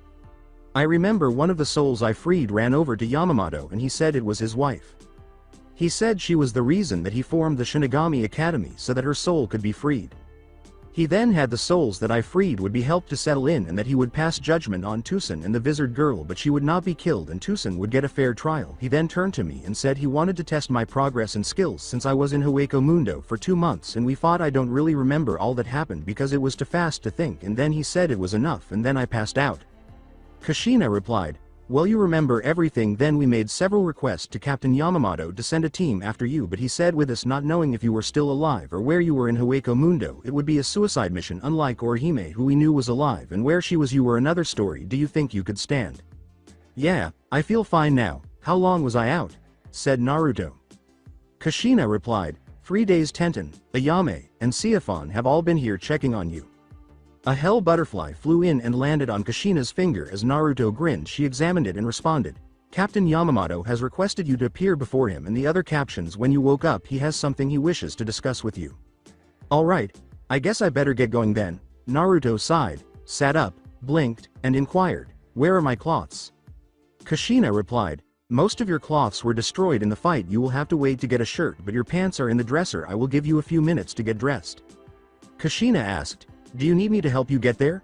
As Naruto nodded as she departed and hurriedly got up, dressed, and went outside. Mom, Naruto remarked, I remember how to get there. As Naruto attempted to escape being suffocated, Kushina squealed and drew him into an embrace. When Naruto said, Mom, my meeting, Kushina responded, you called me Mom. Kushina blushed and released her son, who stepped away, grinned, and said, later. Naruto knocked on the door after emerging from outside the captain's meeting room. Go on in, they're expecting you, said Yamamoto second as the door opened and he emerged. Upon entering, Naruto nodded and noticed Yamamoto seated in his chair with the other captains arranged in 2 rows. Naruto bowed, and Yamamoto uttered the words, arise Naruto, and stepped forward. Naruto proceeded to say, Naruto, I will skip the pleasantries and get right to the point of asking you here. I first wish to thank you again for returning my wife to me. You have no idea how thankful I am for that. Now for the official reason you are here. After taking the reports from all the people you saved as well as your display of fighting ability, the captains of the 13 Court Guard have all decided that you are to become a seated officer. Naruto replied, thank you sir, but if I may ask, what about my life back in Konoha? I have responsibilities there along with Tenten and Ayame. After all, isn't that the reason we were brought here in the first place? Yamamoto responded, quite right Naruto, but the decision still stands. I have discussed it with the other captions and I realize that I can't last forever. I am an old man, and when we went to the normal world to deal with those hollows, I realized that my age is catching up with me. I have decided to retire to the 46 Chamber Court and spend the rest of my time with my wife. You Naruto have been chosen to be my successor. But sir, I am nowhere near as strong as you are, and Naruto blinked. Yamamoto raised his hand to silence Naruto, and after Naruto shut up, Yamamoto said, I know that, as do the other captains, but you are only 15 years old now Naruto. I am nearly 3,000 years old. I have years of experience that you don't, but you were able to fight with me on even terms for a while. You even forced me to use my Bankai. Only 4 other captains can brag about that. You should feel honored to have forced me to use it. As for any other doubts you have, we each have reviewed your character, compassion, and strength. We have decided that you have what it takes to be a great leader to entrust Soul Society to. The fact that you do not wish for revenge against those who have wronged you shows true strength. I know that you do not have experience, so the other captains have all agreed to help you with advice when you need it and will back up your orders well. Let me rephrase that 10 of them have to wish to test you themselves before they give you their full support. Captain Kenpachi and Captain Siafon wish to fight you, and if you can defeat them, then they will support you. Yamamoto said, very good. Now as soon as you have your match with those 2 captains, I will begin to teach you what you must know while gradually stepping down. Naruto glanced at both of them, who were eyeing him gravely. Naruto nodded slowly. Then Naruto questioned, what about Konoha? Yamamoto sighed. Tucson informed us about the new hollow you met in Hueco Mundo. We believe that he has been feeding off of souls from there. I can't be for sure, so you will return to Konoha and live your life there. You only have possible 100 years at most there, which is not very long, and between me stepping in to deal with the paperwork and the other captains, we can handle your absence. However, your power will be reduced to 50% of your max while in the human world. That will put you at just above cage level, but we have found out a side effect of Kyuubi breaking free from you is that you are no longer able to use chakra, so you will have to rely on your spirit energy. Your Bankai will be affected by it also. However, if you encounter that new hollow, you will be able to break the restriction seal to take care of him. You will also be able to contact me if you need any help. Do you have any questions? After giving it some thought, Naruto said, no sir. After nodding and gesturing to the room's corner, Yamamoto II came forward carrying a captain's coat, which he gave to Naruto while bowing and saying, "It will be a pleasure to serve you, Naruto-sama." Naruto grabbed the coat, threw it on, scowled for a second, then took it off and threw it in the air, slicing both sleeves off in one smooth motion before catching it, putting it back on, and uttering the words, "Much better." A few captains chuckled at this but remained silent, and Yamamoto remarked, "I see that you have decided to follow after the two captains that you trained under, even if it was a short time." Naruto replied, "Yes, to use my Zanpakuto correctly as well as other things I must have my arms free of clothing." Yamamoto replied, "Very well, everyone but Naruto is dismissed. You may approach him at your leisure, Kenpachi and Siphon, for your fights." Siphon looked at him, and they both nod and leave. When Yamamoto and Naruto were alone in the room, Yamamoto said, "You may come in now." Naruto glanced to the side of the room when a door opened and a man with brown hair entered. Said, "Naruto, this man is very important to Soul Society. You will trust his counsel above all others. His name is Jericho and he is the official messenger from Kami to Soul Society. If he orders something done you will have to ensure it happens. He has also approved of you through his own test, which even I do not know of. You are not allowed to tell anyone except your eventual successor about him. The other captains know there is a messenger along with most of the Shinigamis, but none have ever met him besides myself, and now he will not show up unless you are alone. Do you understand?" "Yes sir," Naruto said. "Hello Jericho-sama." Jericho grinned and said, "It's good to see you, Naruto. I trust we will have a very interesting time in the future. Now that my business is done I must return to Kami, so until we meet again have a good life," as he disappeared. When Yamamoto noticed Naruto's shocked expression, he said, "You will get used to it now. If you have no other questions then you may go. I understand your family and a few friends are waiting to speak with you." Naruto inquired, "What will happen to Tusen and the wizard girl I brought?" According to Yamamoto, Tusen has had his spirit energy sealed away except for enough to live on, and he is under the 12th division, giving all details of what he experienced as a hollow as well as when he was with Aizen. As he proves himself he will be allowed a little more of his power as he gains his trust. I understand now that he did not think that things in Soul Society were justice with the way we handled certain situations, which I agree could have been handled different, but we can't change the past. As for the girl, she has been placed in the 5th squad under Ichigo since he is stronger than her, and if she proves herself then she will move up in ranks. Naruto smiles and says, "Thank you for not executing Tusen. He may have been a traitor before, but without him me and the others would still be walking around trying to escape from Hueco Mundo." As Yamamoto put it, "Very well, is that all dismissed?" He said, "Yes, Siphon," as Naruto nods and exits the door to find Siphon waiting for him leaning against the wall. Siphon Flash stepped away and said, "Woods, now." Naruto Flash stepped after her, blinking and thinking, "Okay." With her back to her captain, Siphon removed his coat as they entered the woods and asked, "Are you ready?" After removing his coat and placing it on the ground, Naruto replied, "Yes." Siphon kicked him while spinning, pressing her foot against his head before he could react. To avoid the next attack, Naruto flinched back without allowing him to recover. Siphon continued to attack and yelled, "Hold still so I can kill you." On the subsequent blow, Naruto seized her fist, twisted it behind her back, and questioned, "What's wrong? Why are you so mad at me?" Siphon screamed, "How can you be so dense?" as she kicked Naruto's shoulder to release her hand and performed a leg sweep and body twist. To block the next blow, Naruto rubbed his shoulder, ducked under the kick that destroyed a tree limb, and said in a bewildered voice, "What?" Siphon was screaming, "You hurt me just like Yoruichi did. I got close to you and then you just up and disappear on me. Yes, I know you were trapped in Hueco Mundo, but you should have not followed in there, you idiot." As he used his high kick to block her high kick, Naruto said, "Sorry." Siphon yelled, "Sorry? You say you're sorry. Do you think that would make it better? Make me feel better for all the nights I stayed up crying, all the days I would look at the sky and think about your eyes. Do you think sorry will fix the pain I felt, the worry, the guilt?" Siphon's subsequent blow struck Naruto squarely in the chest, causing him to fall into a tree as his eyes softened in an instant. She was on him, throwing punch after punch, and Naruto simply accepted them. "I thought you were dead-eye," Siphon said, closing her eyes as she continued to strike him, her blows becoming lighter and lighter until she placed her head on his chest and punched his left shoulder.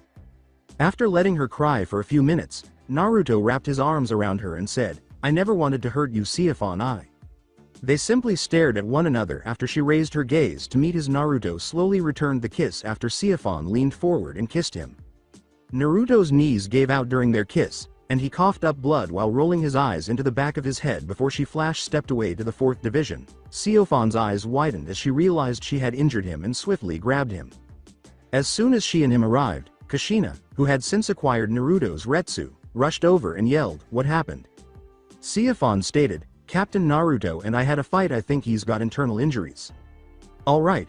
Let's get him to a room. I swear I might as well just reserve this room for him," Kushina said, bringing him into the same room where he had woken up earlier, and she started to heal him after noticing that neither she nor Naruto had a jacket on.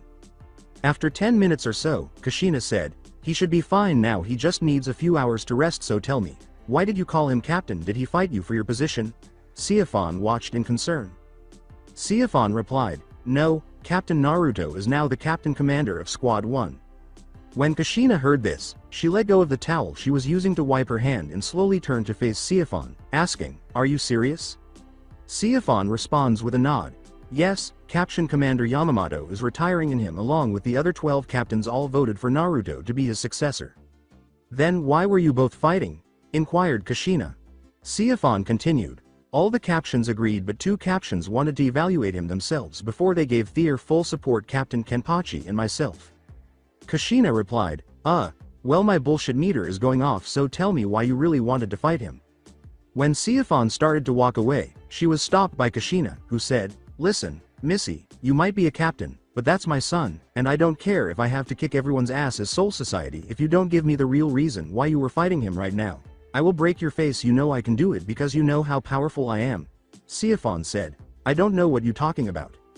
Siofan said, "Fine, I wanted to kill him for hurting me. He disappeared and I thought he was dead after attempting to escape but failing." "I see, so you love him, huh?" Kushina said, letting her go a bit.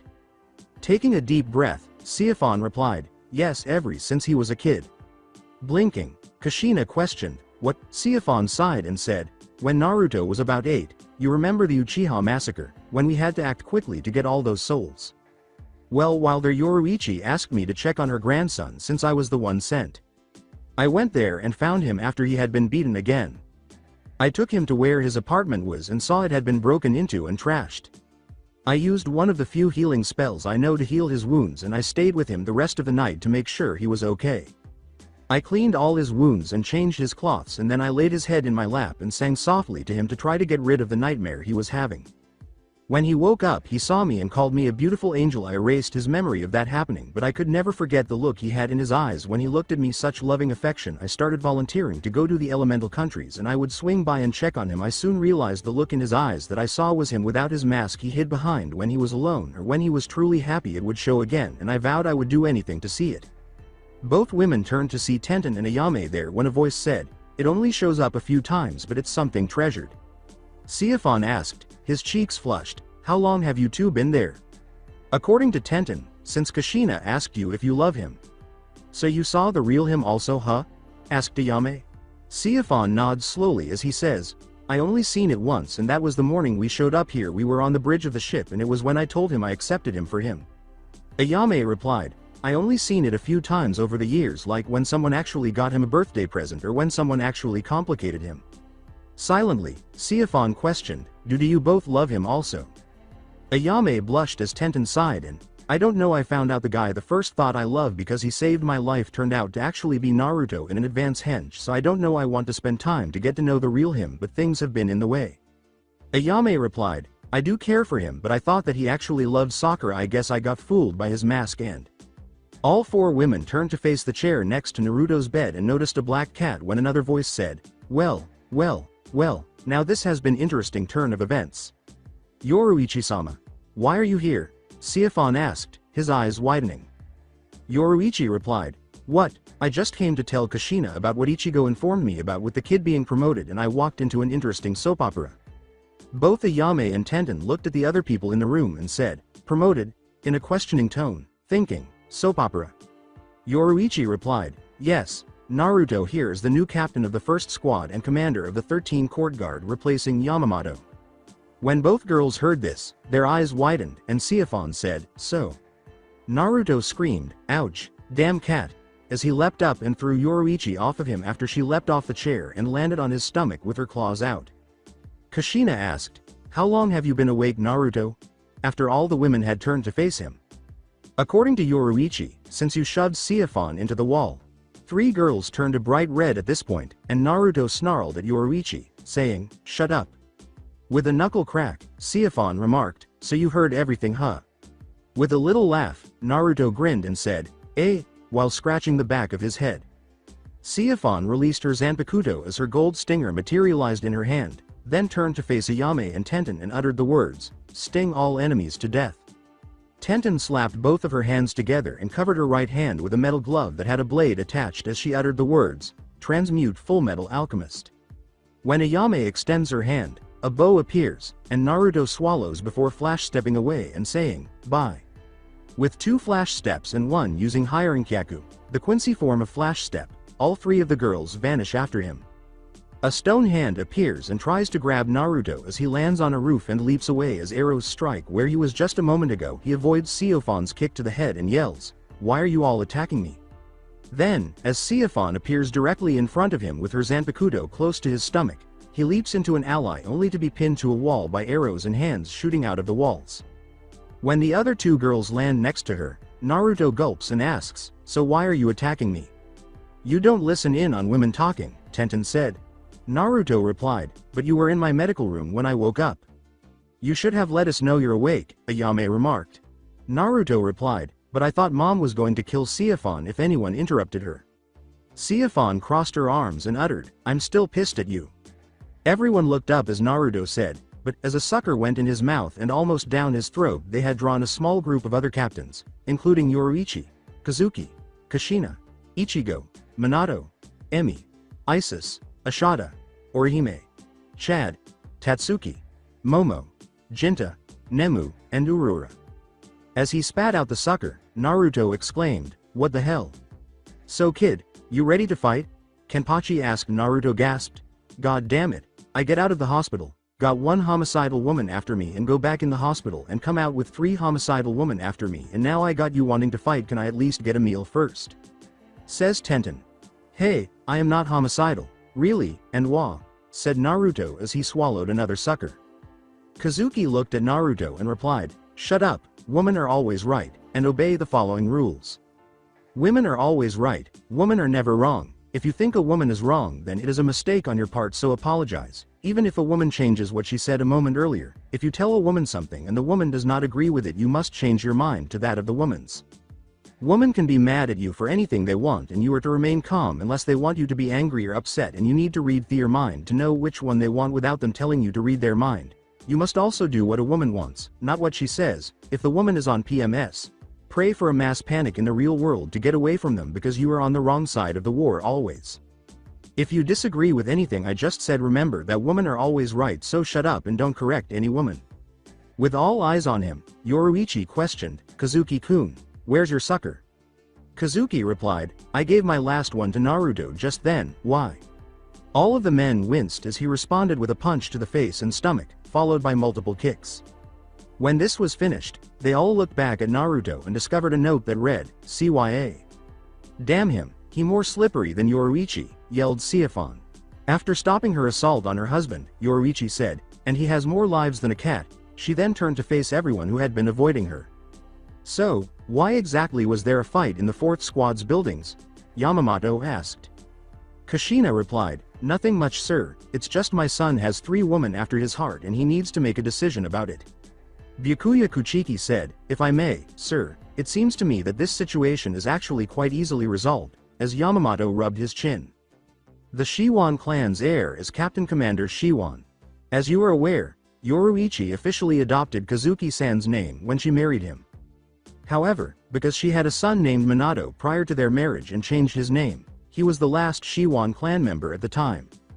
However, he formally gave up his name after returning from his mission in the elemental country and adopted his previous name as a result. Naruto-san, who has been here, has officially adopted his clan name, the last Shiwan. He therefore has the right to secure his family name with several women in order to prevent the honorable Shiwan clan from going extinct.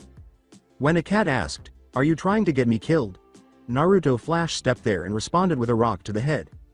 Soon after, Siphon turned Naruto and asked, "So, where were you hiding, Naruto?" while holding him up by the scruff of his fur. With a dejected feline expression, Naruto let out a meow.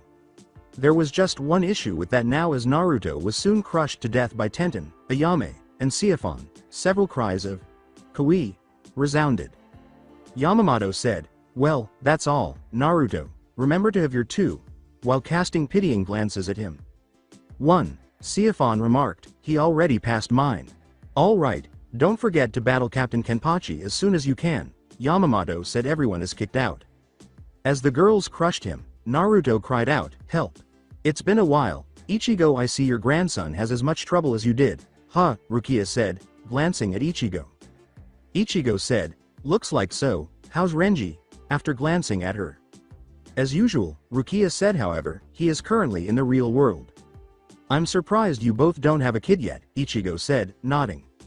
Rukia responded, "Yes, our duties keep us apart too much for family at this point, but I owe duty to my family to have an heir before the next 100 years, so it won't be long." As Naruto runs through his feet before being run over by the three girls, Ichigo nods. As Orihime starts to heal him once more and remarks, "It's nice talking with you again, Rukia," Ichigo lets out a "OWWW. We ought to get together for dinner sometime." According to Rukia, "I like that." Rukia questioned, "Did you have to do that, brother?" And Byakuya grinned as he watched Naruto flee from the girls. "I'm talking about his responsibilities." Byakuya's face assumed its typical dull expression as he said, "Yes, you remember what my hobby is, don't you?" Not really believing her brother, Rukia sighed and remarked, "Yes, seeing Ichigo get beat I see, so you knew Naruto would escape toward Ichigo, huh?" Byakuya said, "I was preventing Naruto-san from running away," and as he raised his hand, cherry blossoms flew to his location and formed his Zanpakuto. "He hit me with a rock for that reason, and since the girls were obstructing his only other escape route, which he had not yet attempted, he was forced to go through Ichigo. The rest is history." As he walks away, he says, "Come, sis, it's time for dinner."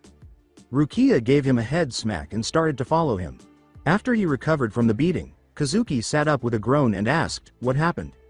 He said, "Yoruichi-chan, you returned," as he leapt to his feet and began spinning while holding the cat in his arms after it suddenly jumped on his head. The cat said, "Ooh, swirly like me namey." As he passed out, he heard a cough and turned to see Yoruichi standing there with Siphon, Ayame, and Tenten. When Yoruichi approached him, he gave Naruto's nose a tiny energy burst, causing him to transform back into a human, but he was nude when he hit the ground. After blinking, Yoruichi remarked, "Huh, so where's his cloths?" "Well, we'll worry about that later," Kushina said as she quickly leaves after grabbing her son. She says, "For the time being, I will take him back to get the rest he was broken from earlier." "So Siphon, I now see why you were so interested in my grandson when he first arrived," Yoruichi said, turning to face three flushed women. Tenten remarked, "But now what do we do?" As Yoruichi's face grew even redder, he is aware that we all have feelings for him, but does he also have feelings for us?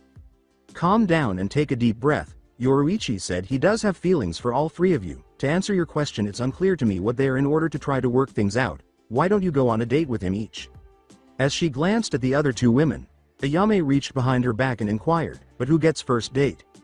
Tenten and Siphon glanced at the other two, and then, seemingly at the same moment, the three girls yelled, "Transmute, sting, fire." When Ayame formed her bow behind her back and pinned Tenten and Siphon to the wall with arrows while the other two made decisions, she grinned and said, "I guess that means I get first date." She then hurried off in the direction of the 4th Squad's medical building. Siphon turned to face Tenten, who exclaimed, "Did she?" in shock. According to Tenten, "Did we?" As the arrows dwindled and the two girls fell to the ground, Yoruichi erupted in laughter while Siphon and Tenten lowered their heads in sulks. Naruto awoke with a groan and remarked, "That's it, I am just moving my stuff in here." He got up and discovered a note and a change of clothes, along with his caption's jacket, which he picked up and read. "Greetings, Naruto-kun. In order to find out who you want to date and whether you like us, the three of us have decided that you will go on dates with each of us. Your first date is with me. Your mother advised you to get up today, so we will meet in front of your clan house at 4 o'clock. Ayame with a sigh, Naruto said, "Great, what now?" When Kushina and Yoruichi entered, Yoruichi shut the door and remarked, "Well, son, it's time we had a little talk." For the next 2 hours, poor Naruto had to endure the dreaded conversation about sex and women, including Yoruichi's statement that Siphon was like a daughter to her and that she would castrate him whether or not he hurt her grandson. At that point, Naruto had to agree with the statement, "It don't matter who you are, men, women rule the world." A hell butterfly then landed on Naruto's hand as he was getting ready for his date and heading to the Shiwan compound, and he blinked and said, "Shit, I don't know how to use you." Naruto screamed, "Hey, does anyone know how to use a hell butterfly around here?" as he looked around while the butterfly remained on his hand. Since he was wearing his captain's jacket and no one had ever heard of a captain who couldn't use a hell butterfly, a number of people snickered at him, assuming it was a joke. When a vein appeared on Naruto's head, he covered the butterfly and began to run, saying, "Screw it, let's go see if someone's at the house who can use you." When he saw Ayame all decked out a few minutes later at the clan compound, Naruto exclaimed, "Shit, Ayame, can our date wait a few moments?" As she pounded on him while he attempted to shield the butterfly, Ayame blinked and yelled, "Baka, what kind of gift is a hell butterfly?" She looked at him bewildered and asked, "Why oh did you bring me a gift?" A number of people became aware of the commotion and agonized cries, so Siafon and Tenten left the house and inquired, "What's going on here?" Ayame remarked, "The idiot here brought me a hell butterfly as a gift," as Naruto moaned and displayed the hell butterfly. After giving the butterfly some thought, Siafon remarked, "Actually, I think it has a message and is waiting to deliver it." "That's why I wanted to wait a moment on our date," Naruto groaned. He rubbed his bruised ribs and said, "Everyone thought I was kidding, and I don't know how to use the hell butterflies yet." Tenten slapped Ayame's head and remarked, "What kind of captain doesn't know how to use a hell butterfly?" Ayame appeared sheepish. "I know how to, too." "Well, I'm sorry, Miss Perfect," Naruto said. "I've been very busy, and nobody has shown me yet. Siafon was my teacher for the most part. Ask her here." Tenten and Ayame turned to face Siafon, who held up her hand, looked sheepish, and said, "Message for Captain Commander Note CC." The butterfly flew to her hand.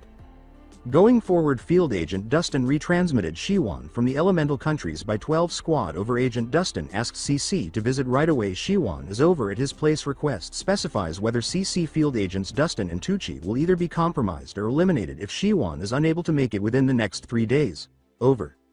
Naruto scowled and commanded, "Siafon, call the 12 squad and request that they re-establish contact with either agent." Ayame and Tenten's eyes widened as they whispered, "Dad, inquire about the nature of their emergency so that we can determine whether they are friends or foes while I decide how to proceed. Get in touch with me if no contacts are made within 2 hours." After Siafon immediately gave the massage using the same hell butterfly, Naruto turned to face Ayame and Tenten and inquired, "How good are you both now?" Tenten stated, "I don't yet have my Bankai, but I can use my Shikai. I am slower than Yoruichi, but I can use standard flash step at about the same speed as my grandfather. I am no longer able to use chakra. They informed me that most souls cannot become soul reapers, but that becoming a Shinigami actually resolves chakra issues." Ayame replied, "I am currently a little better than an apprentice Quincy." "Right, I understand you can use your Quincy powers without a Gigai, right?" Naruto said, nodding. As Kazuki emerged, a voice behind them said, "Yes and no." "Just the man I wanted to see," Naruto said, nodding. "In 2 hours, I need 3 of the new Gigais prepared to travel to the elemental countries. Captain suppression seals must be applied to 2 of them. Could you please get them for me?" "I can guess the 3 of you are going, but who's the other captain?" Kazuki asked, nodding.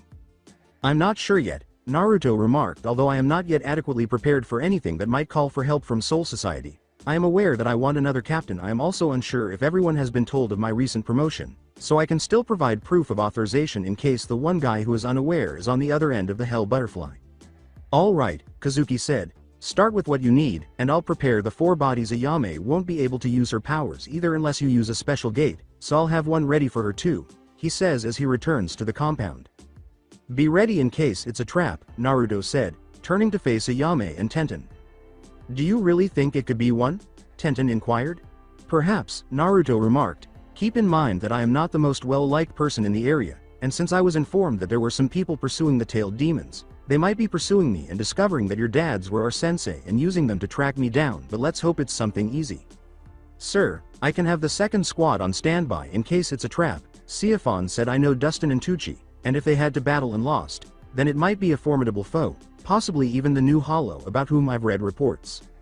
Naruto stated, "I don't want to be showing favoritism by having an entire squad ready if in fact it's just something simple."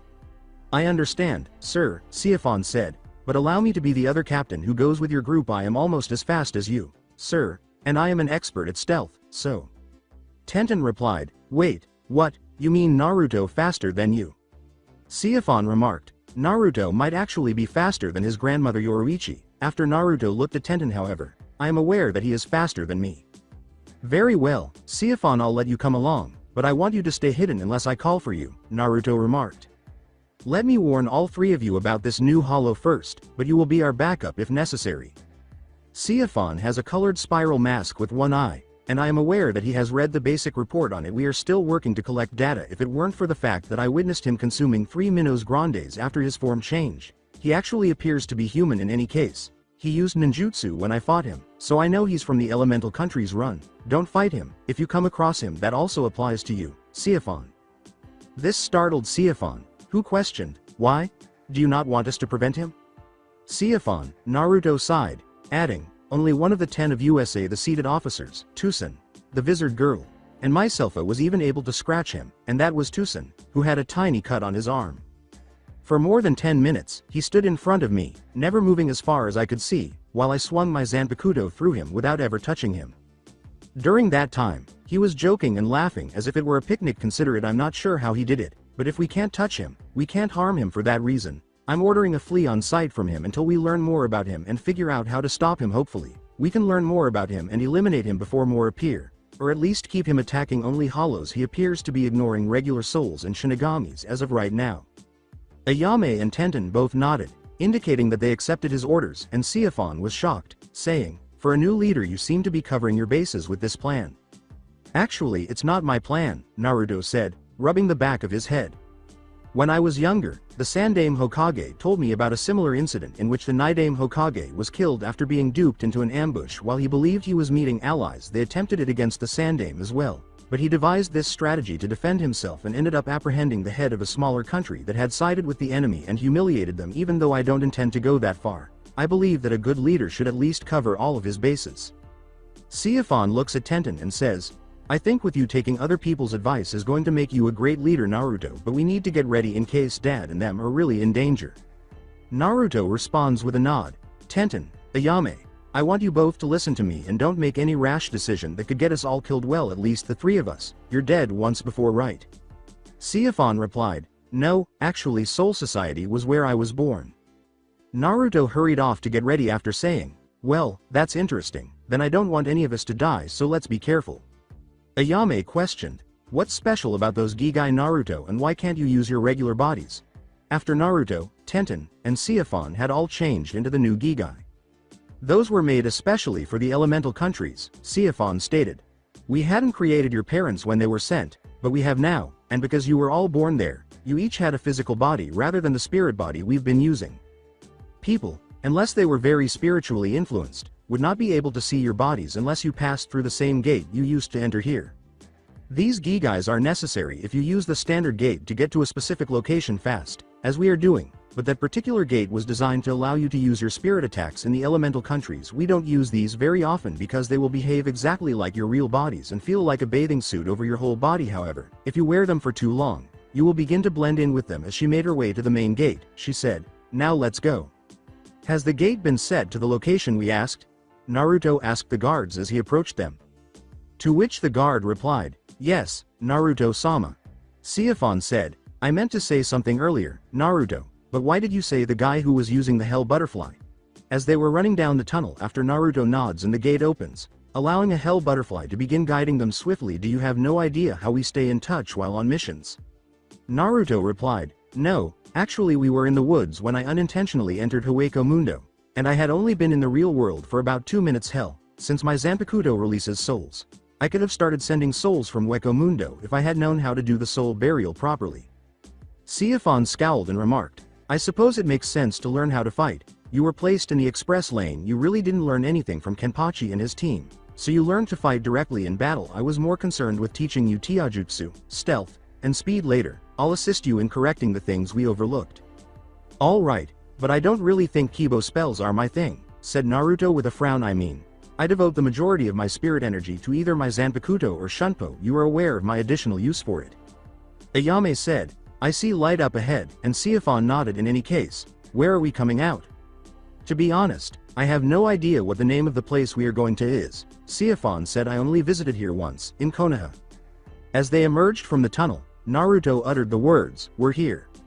When the elemental country's doorway opened, Naruto was the first to emerge and realized they were actually in the air, so he started to airwalk. The others soon followed, and when Naruto closed his eyes, Siphon gasped and said, "Spirit ribbons." They immediately began to follow the ribbon after Naruto swiftly snatched a red one that wasn't one of the four and uttered the words, "This way." A little over 30 minutes later, Naruto looked up then stated, "Ayame, Tenten, I want you both to go first. While carrying me in my cat form I learned I can change my cloths in this form if I don't hold it for more than an hour. After that they dissolve. Siphon, I want you to stay away. If you feel me release my Bankai, send for help and get the others out of here." "But," said Siphon. She flinched and nodded, but Naruto cut her off with a glare. He then swiftly transformed into a cat, and Ayame grabbed him. They both landed close to their fathers. They stayed silent as they got closer and eventually entered a tiny clearing in the forest. When they saw their fathers, they exclaimed, "Ayame, Tenten." Tenten sat Naruto down after the two girls ran to their father and said, "What's going on, Dad? We received a message that said you needed to see Naruto and us in." When the girl heard a voice ask, "About that, where is Naruto?"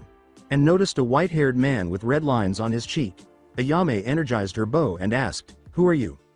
Tucci responded, "Relax Ayame, this is Jiraiya, Naruto godfather, and the other two who were with him were sent by the Hokage to check on Naruto."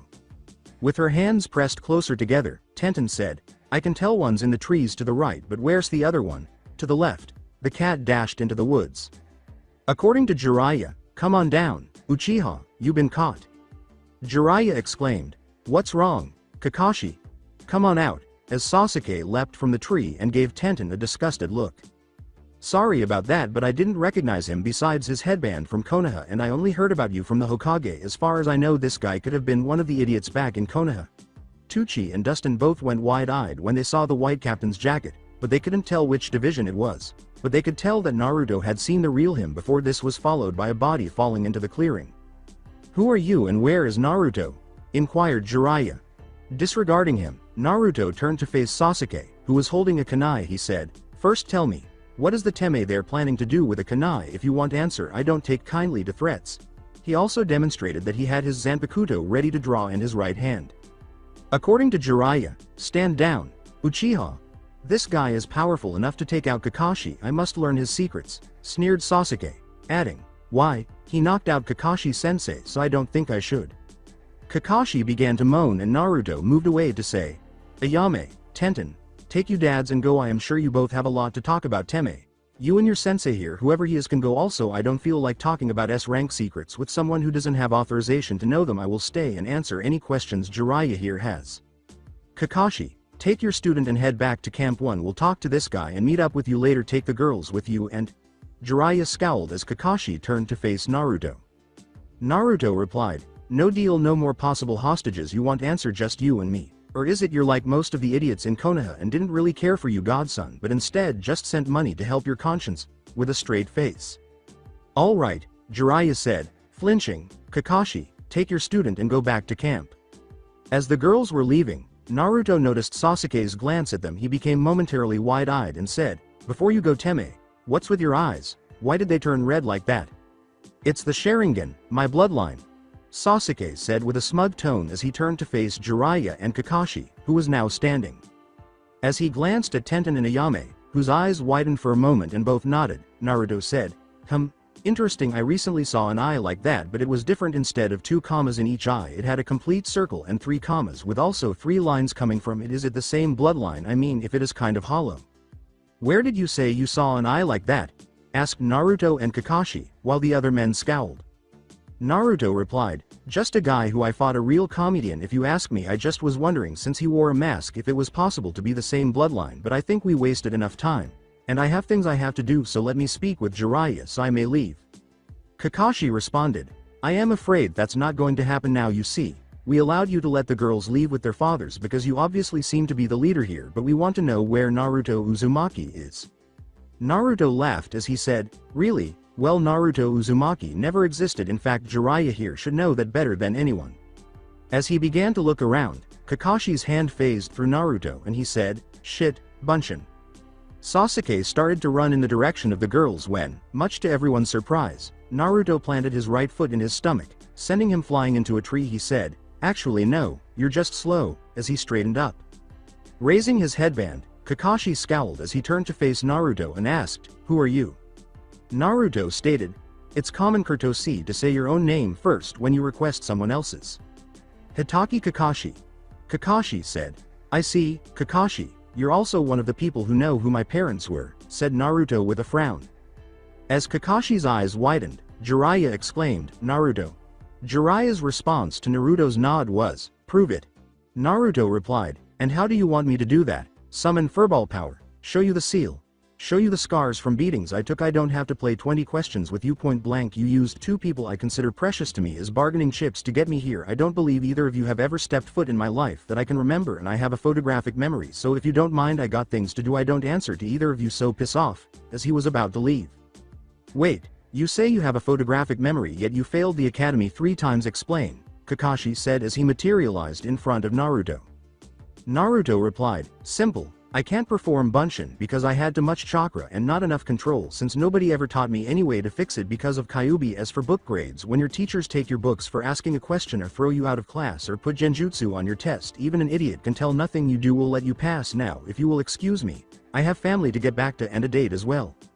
Still not believing this guy, Jiraiya said, "Wait, what family?" When he vanished from view, Naruto uttered the words, "None of your business now if you don't mind. I still have several months before I have to return to that hell we call Konoha, so goodbye." With a scowl, Jiraiya asked, "Do you think that was him, Kakashi?"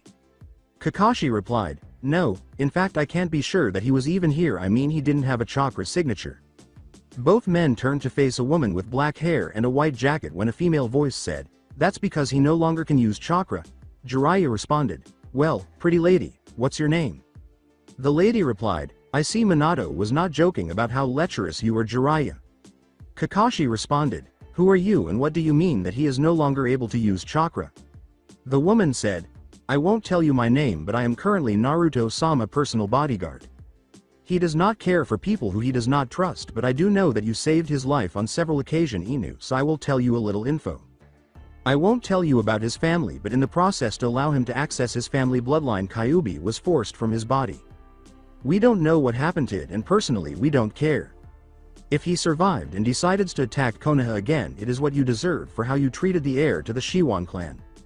As for not being able to use chakra, it's required to be able to use his bloodline. Now please do not harass Tucci and Dustin again, because they have served as informants faithfully for you for many years, Jiraiya, and just because they happen to allow Naruto to meet his remaining family as well as learn to use his bloodline, they should not be punished, especially with what he's been through, going 14 years believing his parents abandoned him and living in hatred and abuse." Good day. As she disappeared like Naruto. The woman's words astounded both Kakashi and Jiraiya. Kakashi felt his eye was still exposed, so he covered it and asked, "What do you think, Jiraiya?" Jiraiya looked at him and said, "I think we should inform the Hokage that Kyuubi could be free. We won't know until we can talk to Naruto himself without him running off if that was him. I do have a few questions that I want to ask, but I think that if we try to force Tucci and Dustin to answer them, things could get bad pretty quick. If that was Naruto, he's gotten good enough to get a drop on you and took out the Uchiha as well as moving at speeds. I think I might be hard-pressed to keep, as was that girl also. If you notice, while all 4 of them were here, I never once was able to detect any of them except for Tucci daughter, and she felt like a civilian, but she used a bow of energy. For now I think we should take your student back to get treated and inform the Hokage of this." As they begin to depart, Kakashi nods and seizes Sasuke. While leaning against a tree a few miles away, Naruto asked Siafan, "So what did you do?" Siafan continued, "Drew their attention elsewhere. For now they know you don't have Kyuubi, and also you can't use chakra as well as having a bloodline. I figure your shapeshifting can qualify for that. I told them I was your bodyguard. That should throw their attention away." Naruto nods and sighs before turning to face Tucci, who asks, "So, what squad, Naruto?" Siafan remarked, "It's Captain Commander Shiwan now," as Naruto grinned. Tucci and Dustin were both in disbelief when Naruto remarked, "Also, you're both going to be grandfathers." Tenten and Ayame turned a bright red, and both men went pale. Naruto suddenly erupted in laughter and exclaimed, "Just joking, so, how's it going?" Tsunade's beating of Jiraiya appeared to be a childish slap in comparison to the beating Naruto received from all 5 of them. Siafan snorted and remarked, "So, how much damage did you actually take from that?" as Naruto moaned after everyone had calmed down and slowly stood back up. Naruto replied, "Not much actually. I made a shield around my body with Retsu that took 90% of every punch, so I might have a few bruises, but that many at one time still hurt." He then looked around the area and said, "Weird. I could have sworn I just felt another person here." Everyone was looking perplexed and Tucci inquired, "So tell me, how the hell did you become Captain Commander in a little over 3 months, Naruto, and what's with calling yourself Shiwan now? I mean, technically it's true and all, but I thought you would have continued going by the other name you had." Naruto looked at him and replied, "My family name for all purposes is Shiwan. Just because my mother and father changed their names for the mission here does not mean that they actually gave up their real names. Besides, I got a new start in life and decided to get rid of that cursed name." "So you really are the head of Gotei 13 now," Dustin said, nodding. As he leaned against a tree once more and winced at the bruise on his shoulder, Naruto sighed and uttered, "After I fight Kenpachi, I will be." The rest of the captains agreed that I am to take over for Yamamoto after I fought and forced him to use his Bankai. Not to mention I survived in Hueco Mundo for 2 fucking months. God, I hate that place. Naruto took a breath and said, "Look, if you don't mind everyone, now that this is taken care of, I need to get back to Soul Society. I got some things I need to take care of for the 1st Division. Tenten, Ayame, you both can go ahead and stay a little while before returning. Captain Siafon, I got 2 requests." Siafon responded, "What's with all the formality stuff now, Naruto? What's wrong?" Naruto replied, "Nothing, Captain Siafon. I just need to get back to Soul Society, but my 2 requests are: would you mind staying here and helping Ayame and Tenten back after they have a chance to visit with their fathers, as well as inform them about the flee on site order I am issuing for the new hollow?" Siafon looked at him and said, "Sure, no problem." Naruto replied, "Good. My 2nd request is, could you open a portal for me? I have not had a chance to learn to do it yet." As he passed through, Naruto said, "Thank you, Captain Siafon, and I will meet with you later at my earliest convenience to continue my training." Siafon draws her sword and throws it into the air in front of her, and part of it vanishes. She twists her wrist, and 2 doors open. Tenten asked, in a perplexed tone, "What's up with him?" as the door closed. Ayame replied, "Really, he wasn't like this before we met those guys earlier. Did something happen after we left?" Siafon sighed. "Besides telling Jiraiya and Kakashi off and knocking out the Uchiha, no, he just seemed to have gotten hostile toward them the longer he was around them. It really got bad after the Uchiha kid looked at both of you with his Sharingan. Maybe it has something to do with the new hollow, but I don't know, something's not right." He fell to his knees, curled into a fetal position, and whimpered in agony as Naruto held his chest inside the tunnel between worlds and said, "No, not again, please, no." Naruto opened his eyes, which flashed a different color, and then closed them again in agony, killing the hell butterfly that was hovering around him to help guide him to the end of the tunnel. Tucci took a breath and said, "Maybe it's just he's finally happy and hates having to see a reminder of Konoha, especially that Uchiha kid. If you remember, he's always hated him for his arrogance." Dustin added, "Maybe it's just stress. I mean, think about it. He finally is with his parents, grandparents, and realized that he has to go back soon. You know how hard it's been for us all these years away from Soul Society." "So, how's both of your training going?" Tucci asked, nodding. Tenten replied, "I have my Shikai but not my Bankai. Mom said she's going to kick your ass for not coming with us though." Dustin appeared sheepish and replied, "Sorry dear, but I have to keep the cover up here. We can't let people find out about Soul Reapers, Hollows, Quincy, and all that. So what about you, Ayame? How's your training?"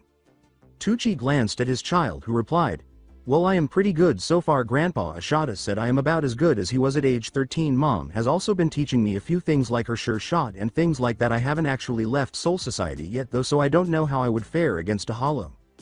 "Well, that's good. How about your other 3 grandparents? How do you like them?" Tucci asked, nodding. Ayame replied, "Well, Grandpa Chad is okay and Grandma Tatsuki are fun to be with. I learned some hand-to-hand combat from them, but I am nowhere near as good as them. I did learn a few things from Grandma Nemu though, but her father keeps her busy." "What about your grandparents? How's it feel having a grandfather who looks younger than your dad?" asked Dustin after Tucci nodded. Tenten grumbles as he says, "Grandma Momo is fun, but Grandpa Toshiro needs to have a few training sessions with Lee. I swear he reminds me of Inara sometimes. As for Grandpa Jinta, I have to say he's an idiot who likes playing sports too much. I mean, who walks around trying to play baseball with people's skulls. As for Grandma Ururu, she's funny, but I hate seeing her let Grandpa Jinta treat her like a servant sometimes, but she said that she actually enjoys it. I don't understand her." Tucci replied, "So what about Naruto? How has meeting his family been?" Siafon responded, "Actually, not too good. He's only met Minato once and I think he's avoiding him. He's spent some times with Yoruichi but not much, and besides, when he's put into the hospital for overdoing it, he has not spoken to Kushina and I think he plans to kill Kazuki. As for Ichigo, He's had a few captain meetings with him and talked probably 2 times if he's lucky. I don't think he's actually met his grandma or Hime, yet I was his personal instructor for the first month and he defeated everyone in the 2nd division but me since we didn't actually fight at the time, and then he accidentally got trapped in Weko Mundo for 2 months. If it was not for his Zanpakuto's special abilities he probably would have died. Dustin inquired, so how has his actual training been and what's his Zanpakuto do? Siafon replied, well, it's called Arachner Cage and as its name states it eats shadows and converts them to spirit energy. For him it also has the ability to turn hollows back into normal souls. That's how he survived in Weko Mundo. He freed a lot of souls including some Shinigami, a Vizard, and Tosin. When Dustin froze, Tucci remarked, as in the traitor Tosin, the guy who was supposedly killed 400 years ago. Siafon nods as he says, one in the same. Apparently the last attack on him did not kill him but a hollow quickly found him and consumed his souls, turning him into one. Anyways, since he was the most help getting all those souls Naruto freed back to Soul Society plus giving us info on the new hollow, he's been placed in the 12th division with nearly no spirit energy until he proves himself. As for Naruto training, his flash step is faster than me and maybe faster than Yoruichi, but I don't know since I am keeping that a secret until his training is complete. He's reached his Bankai already and his Zanpakuto is light based, the first ever. So what really happened with Kyuubi? Inquired Tucci. Siafon stated, according to Kazuki he weakened the seal before bringing them into Soul Society since Kyuubi is not allowed there because he's one of Kami pets. He then finished breaking free the moment they stepped into the archway and Naruto was forced to either become a Shinigami or hollow and die in the archway since it broke his soul chain. Kyuubi gone back into hibernation and won't be back for probably around 200 years or so, and hopefully by then we can return everyone here back to the real human world. Have they found any way to solve the problem with the souls here yet? Asked Dustin with a sigh. Siafon replied, not that I know of. 12th division is working on it as much as they can. Kazuki has been doing his own research, but so far the only way we have come across is the traditional way by having a person who has enough spirit energy become a Shinigami, but since we got around 400 souls that's going to take a while since we can't let people get too strong or they will attract hollows to eat their souls. It's all a big mess thanks to the war with Aizen. So how much longer are we going to need to stay here before the kids take over? Tucci asked, nodding. Siafon sighed and replied, for now I would say keep up your other work until we can find out what the humans are wanting the Biju for and stop them. If they cause a mass death with the Biju we won't be able to save everyone before the hollows devour their souls. That reminds me, if you see a hollow who looks human with a spiral mask and one eye hole with an eye that looks sort of like the Uchiha Sharingan, Naruto has issued flee on site orders. When he fought the guy in Weko Mundo it made fun of him and he was never even able to touch him going full out with the other Soul Reaper's help, and only one put a scratch on him and that was it. He also said the hollow had the ability to use ninjutsu, so either he's been here or from here, but we don't have enough info on him yet. The two men nod and Siafon responded, okay girls, I am going to give you both about an hour to talk with your dads while I do a patrol of the area for any souls who need to be sent. When I get back we need to head to Soul Society before we draw too much attention, understand? Siafon leaps into the air and starts airwalking and flash stepping to check the area for souls after both nod. Following her departure, the girls began spending time with their fathers, and a frog in the nearby lake submerged before rising in smoke. Well, that's interesting. I wonder, exclaimed Jiraiya, who was traveling with Kakashi, as she suddenly became wide-eyed. As they leapt from tree to tree, Kakashi questioned, wonder what? Sasuke was in front of them, still holding his ribs a few yards away. Jiraiya looked at Sasuke and replied, if what my Kagebunshin spy just overheard is real, if it is, then us and our grandkids won't have to worry about that in their lives, and the rest pretty much confirmed what the kid said. In response, Kakashi said, really, anything else? Jiraiya replied, oh yeah, but you wouldn't believe me. I don't want to believe it myself, but then again it could be true. According to Kakashi, oh, give me a clue. According to Jiraiya, the kid met his parents alive. Glancing at Sasuke, who had stopped and turned back to face the two men, Kakashi stopped in his tracks and turned to face Jiraiya in shock. Jiraiya then said, I will explain later. Jiraiya then resumed his journey toward Konoha. After about an hour, Siafon came back to the girls, who appeared to be in a state of complete embrace, and she inquired, what's wrong? Dustin replied, just in time Siafon, could you get something for the girls when you return? According to Siafon, I guess. Why? With haste. Dustin jotted down, I want these items given to both girls and you might want some yourself. Siafon opened the scroll, blinked, and became very excited. Contraceptives, birth control, condoms, and pregnancy tests. Whoa, wait, what the hell's going on here? Siafon said, waving her hands in front of her. Tucci replied, "We heard about how all three of you are after Naruto since he's such a spontaneous person and probably never even had the talk. I want you women to be prepared in case accidents occur. Dustin and I both don't want to be grandparents until our daughters are married and you don't have time for it right now." After giving both men a quick glance, Siphon exclaimed, "Sting all enemies to death." She then let go of her Zanpakuto and asked, "Now, what was that?" before blasting them both with spirit pressure. After both men swallowed, three extremely angry and enraged women beat them down. Following their completion, Siphon remarked, "I feel better now." Tenten responded, "So do I." As she glanced at both girls, Ayame eeped and said, "My date." With a sigh, Siphon used her Zanpakuto and reopened the portal, saying, "Come on, let's go break Loverboy from the damn paperwork." They intervened and began to move in the direction of Soul Society when Tenten heard a whimpering sound and questioned in a terrified tone, "What's that?" As they walked on, Siphon sighed and remarked, "Probably a soul that got lost on the way to Soul Society. Strange though, since I didn't feel anyone else from Soul Society back there in that world." A few minutes later, they all three recognized Naruto at once and rushed to him when they saw a figure in a fetal position. They gasped when they saw him, and Ayame questioned, "What happened?" He appeared to have self-inflicted wounds, but Siphon acknowledged this and said, "I don't know, help me get him up and back to Soul Society." He whimpered even more when the Ayame and Tenten touched him, so they began dragging him in the direction of the exit. Siphon went wide-eyed and thought, "What the hell's going on here?" as he turned to face Naruto and saw how much blood he had spilled.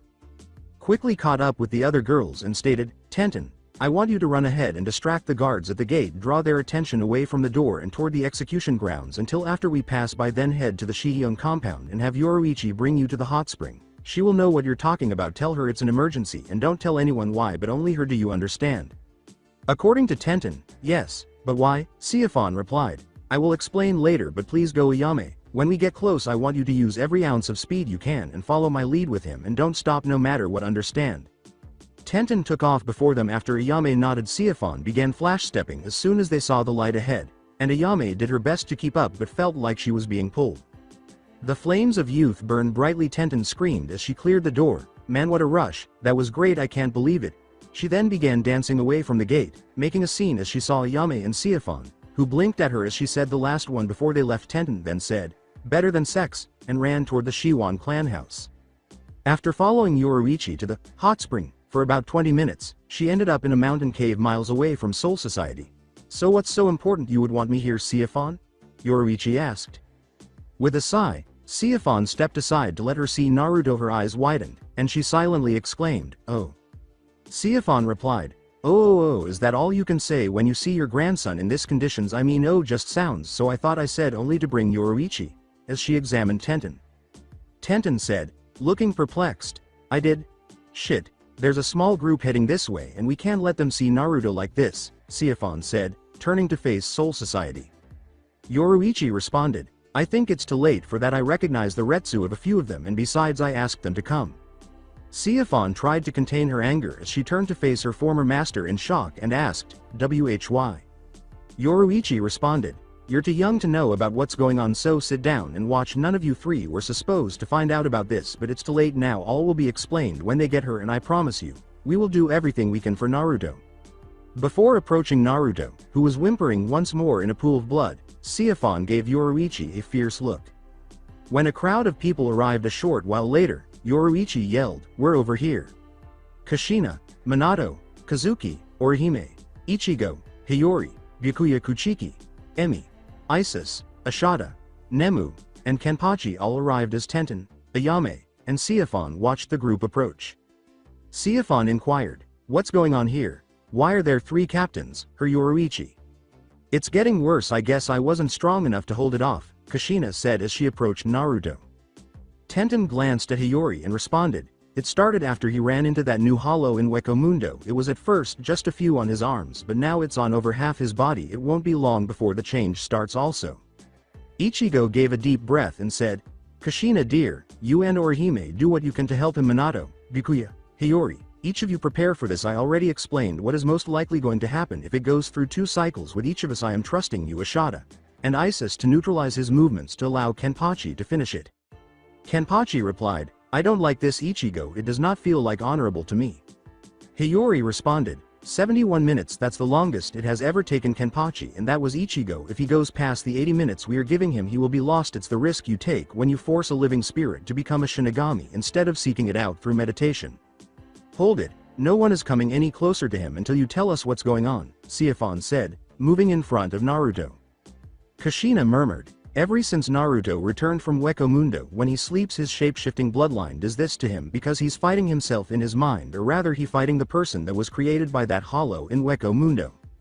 The curse of the shape-shifting ability is that it reflects your emotional state, Yoruichi said, glancing at Tenten, Ayame, and Siphon. I'm sure you both remember how Tenten and Ayame's hidden scars vanished all of a sudden when you all first arrived in Soul Society. I knew what it was, but I never said anything because it's mine and his secret to have. It's because he felt pure. In any case, Kushina claimed that something had happened to him mentally in Weko Mundo, and according to Hiyori, it all began with that new hollow. Since then, whenever he sleeps, he has been forced to relive his past. Kushina has a special ability with her Zanpakuto that allows her to enter people's minds and interact with memories. When this first happened, she came to me for advice, and I told her about our ability. She then tried to help, and it seemed to be working, but she can only do so much at a time, so each time he was sent to the 4th squad, she has been attempting to make things better, but it's clear that something recent has given the other thing a power boost in his battle, and it appears that he is losing badly as more and more of his body is covered in those wounds. You can see that the other thing is gaining control over his body, and if it gains complete control of his mind, the Naruto we know will be gone. Ayame responded, is that why you're all getting ready to kill him? Hiyori attracted everyone's attention by saying, no, that's only half of the problem, the other half is what's wrong with his fingers there. When Tenten noticed white clay on his fingers, she questioned, what is that? I am the last of the original 8 Shinigamis who were turned into what are known as Vizard or Hollowified Shingimamas due to an accident several hundred years ago.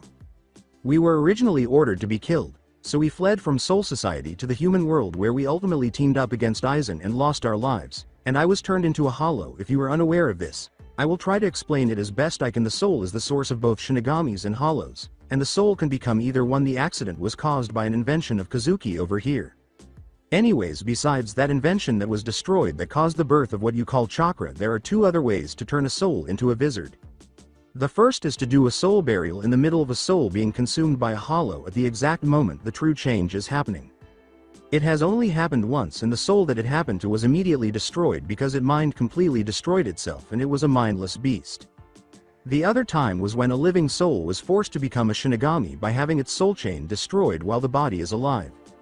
Ichigo, who was that person that became a vizard, is the only other known vizard. Until now, the spirit that creates his Zanpakuto because of the emotional strain on Naruto's soul is changing from a Shinigami to a hollow. Nothing can stop that, and Naruto is going to have to face it in battle in his mind. While that is going on, his body will fight on instinct, so we are going to trap it inside a barrier and take turns fighting it at 10-minute intervals. Each of us have fought a vizard before, so we know what to expect, pointing to the 4 who prepared to fight him. Kazuki came forward and explained. So in other words, Naruto is not only fighting the thing that is destroying his body as we speak, but is also fixing to start being attacked by his very own Zanpakuto inside of him. If the other thing wins and Naruto is destroyed, it will be the thing that will fight the Zanpakuto, and whoever wins will change either into most likely an espada or a vizard. If Naruto can't win within 80 minutes of the time the Zanpakuto begins his attack, then we will have to kill him because the Naruto we all know will be gone. With a sigh, Kushina remarked, I guess I am ready. Tenten asked, ready for what? In an attempt to process all of the information regarding the situation. In order to give him a fighting chance against his Zanpakuto, Kushina declared, I'm going to enter his head and attempt to combat the thing that is controlling him. Frowsing, Ayame remarked, but you have said that you couldn't do much on your own. You're right, Kushina remarked. I can only go so far before I have to turn around due to the emotional suffering it causes. You must realize that I witnessed my son being abused, starved, beaten, and subjected to other cruelties. What are Nemu and Emi doing here? Siphon scowled. Orihime is probably here to construct the shield, and Kazuki and Yoruichi are probably going to use Kido to bind Naruto when he attacks so that you all have more time. He must also be slowed down by Ashada and Isis. Thier is coming in with me, Kushina said. I hope the 3 of us can put an end to whatever it is. Siphon turned to Kushina and said, wait, other can go in with you. Yes, Siphon, and I know you care about my son like the other 2 girls here, but you have to understand, Kushina scowled. It's not an easy task in a sense. You will be engaging with the memories, and if you pass away there, you will pass away. It's not attractive in fact, based on what I've seen. I'm not even sure how he's still alive or at least sane. This is the reason Yoruichi and I made the decision to keep this a secret from you. We reasoned that you all had feelings for him and would want to help, and that the only way to help him is in his head, and that changing your behavior toward him could lead to a relapse. We didn't want you three to know because of this. I'm going. Siafon declared. I know it's bad because I'm a captain and have seen parts of his life. I'm capable of managing it. With great conviction in her voice, I will not abandon his side. With a sigh, Kushina said, all right, we need to move quickly because he's losing quickly. All you need to do is channel your Retsu toward my Zanpakuto while sitting around it. You must understand that my healing spirits will take care of bringing our souls inside. It's not risk-free. And even though time seems to move differently in our minds, we will also perish if Naruto is killed while we are inside.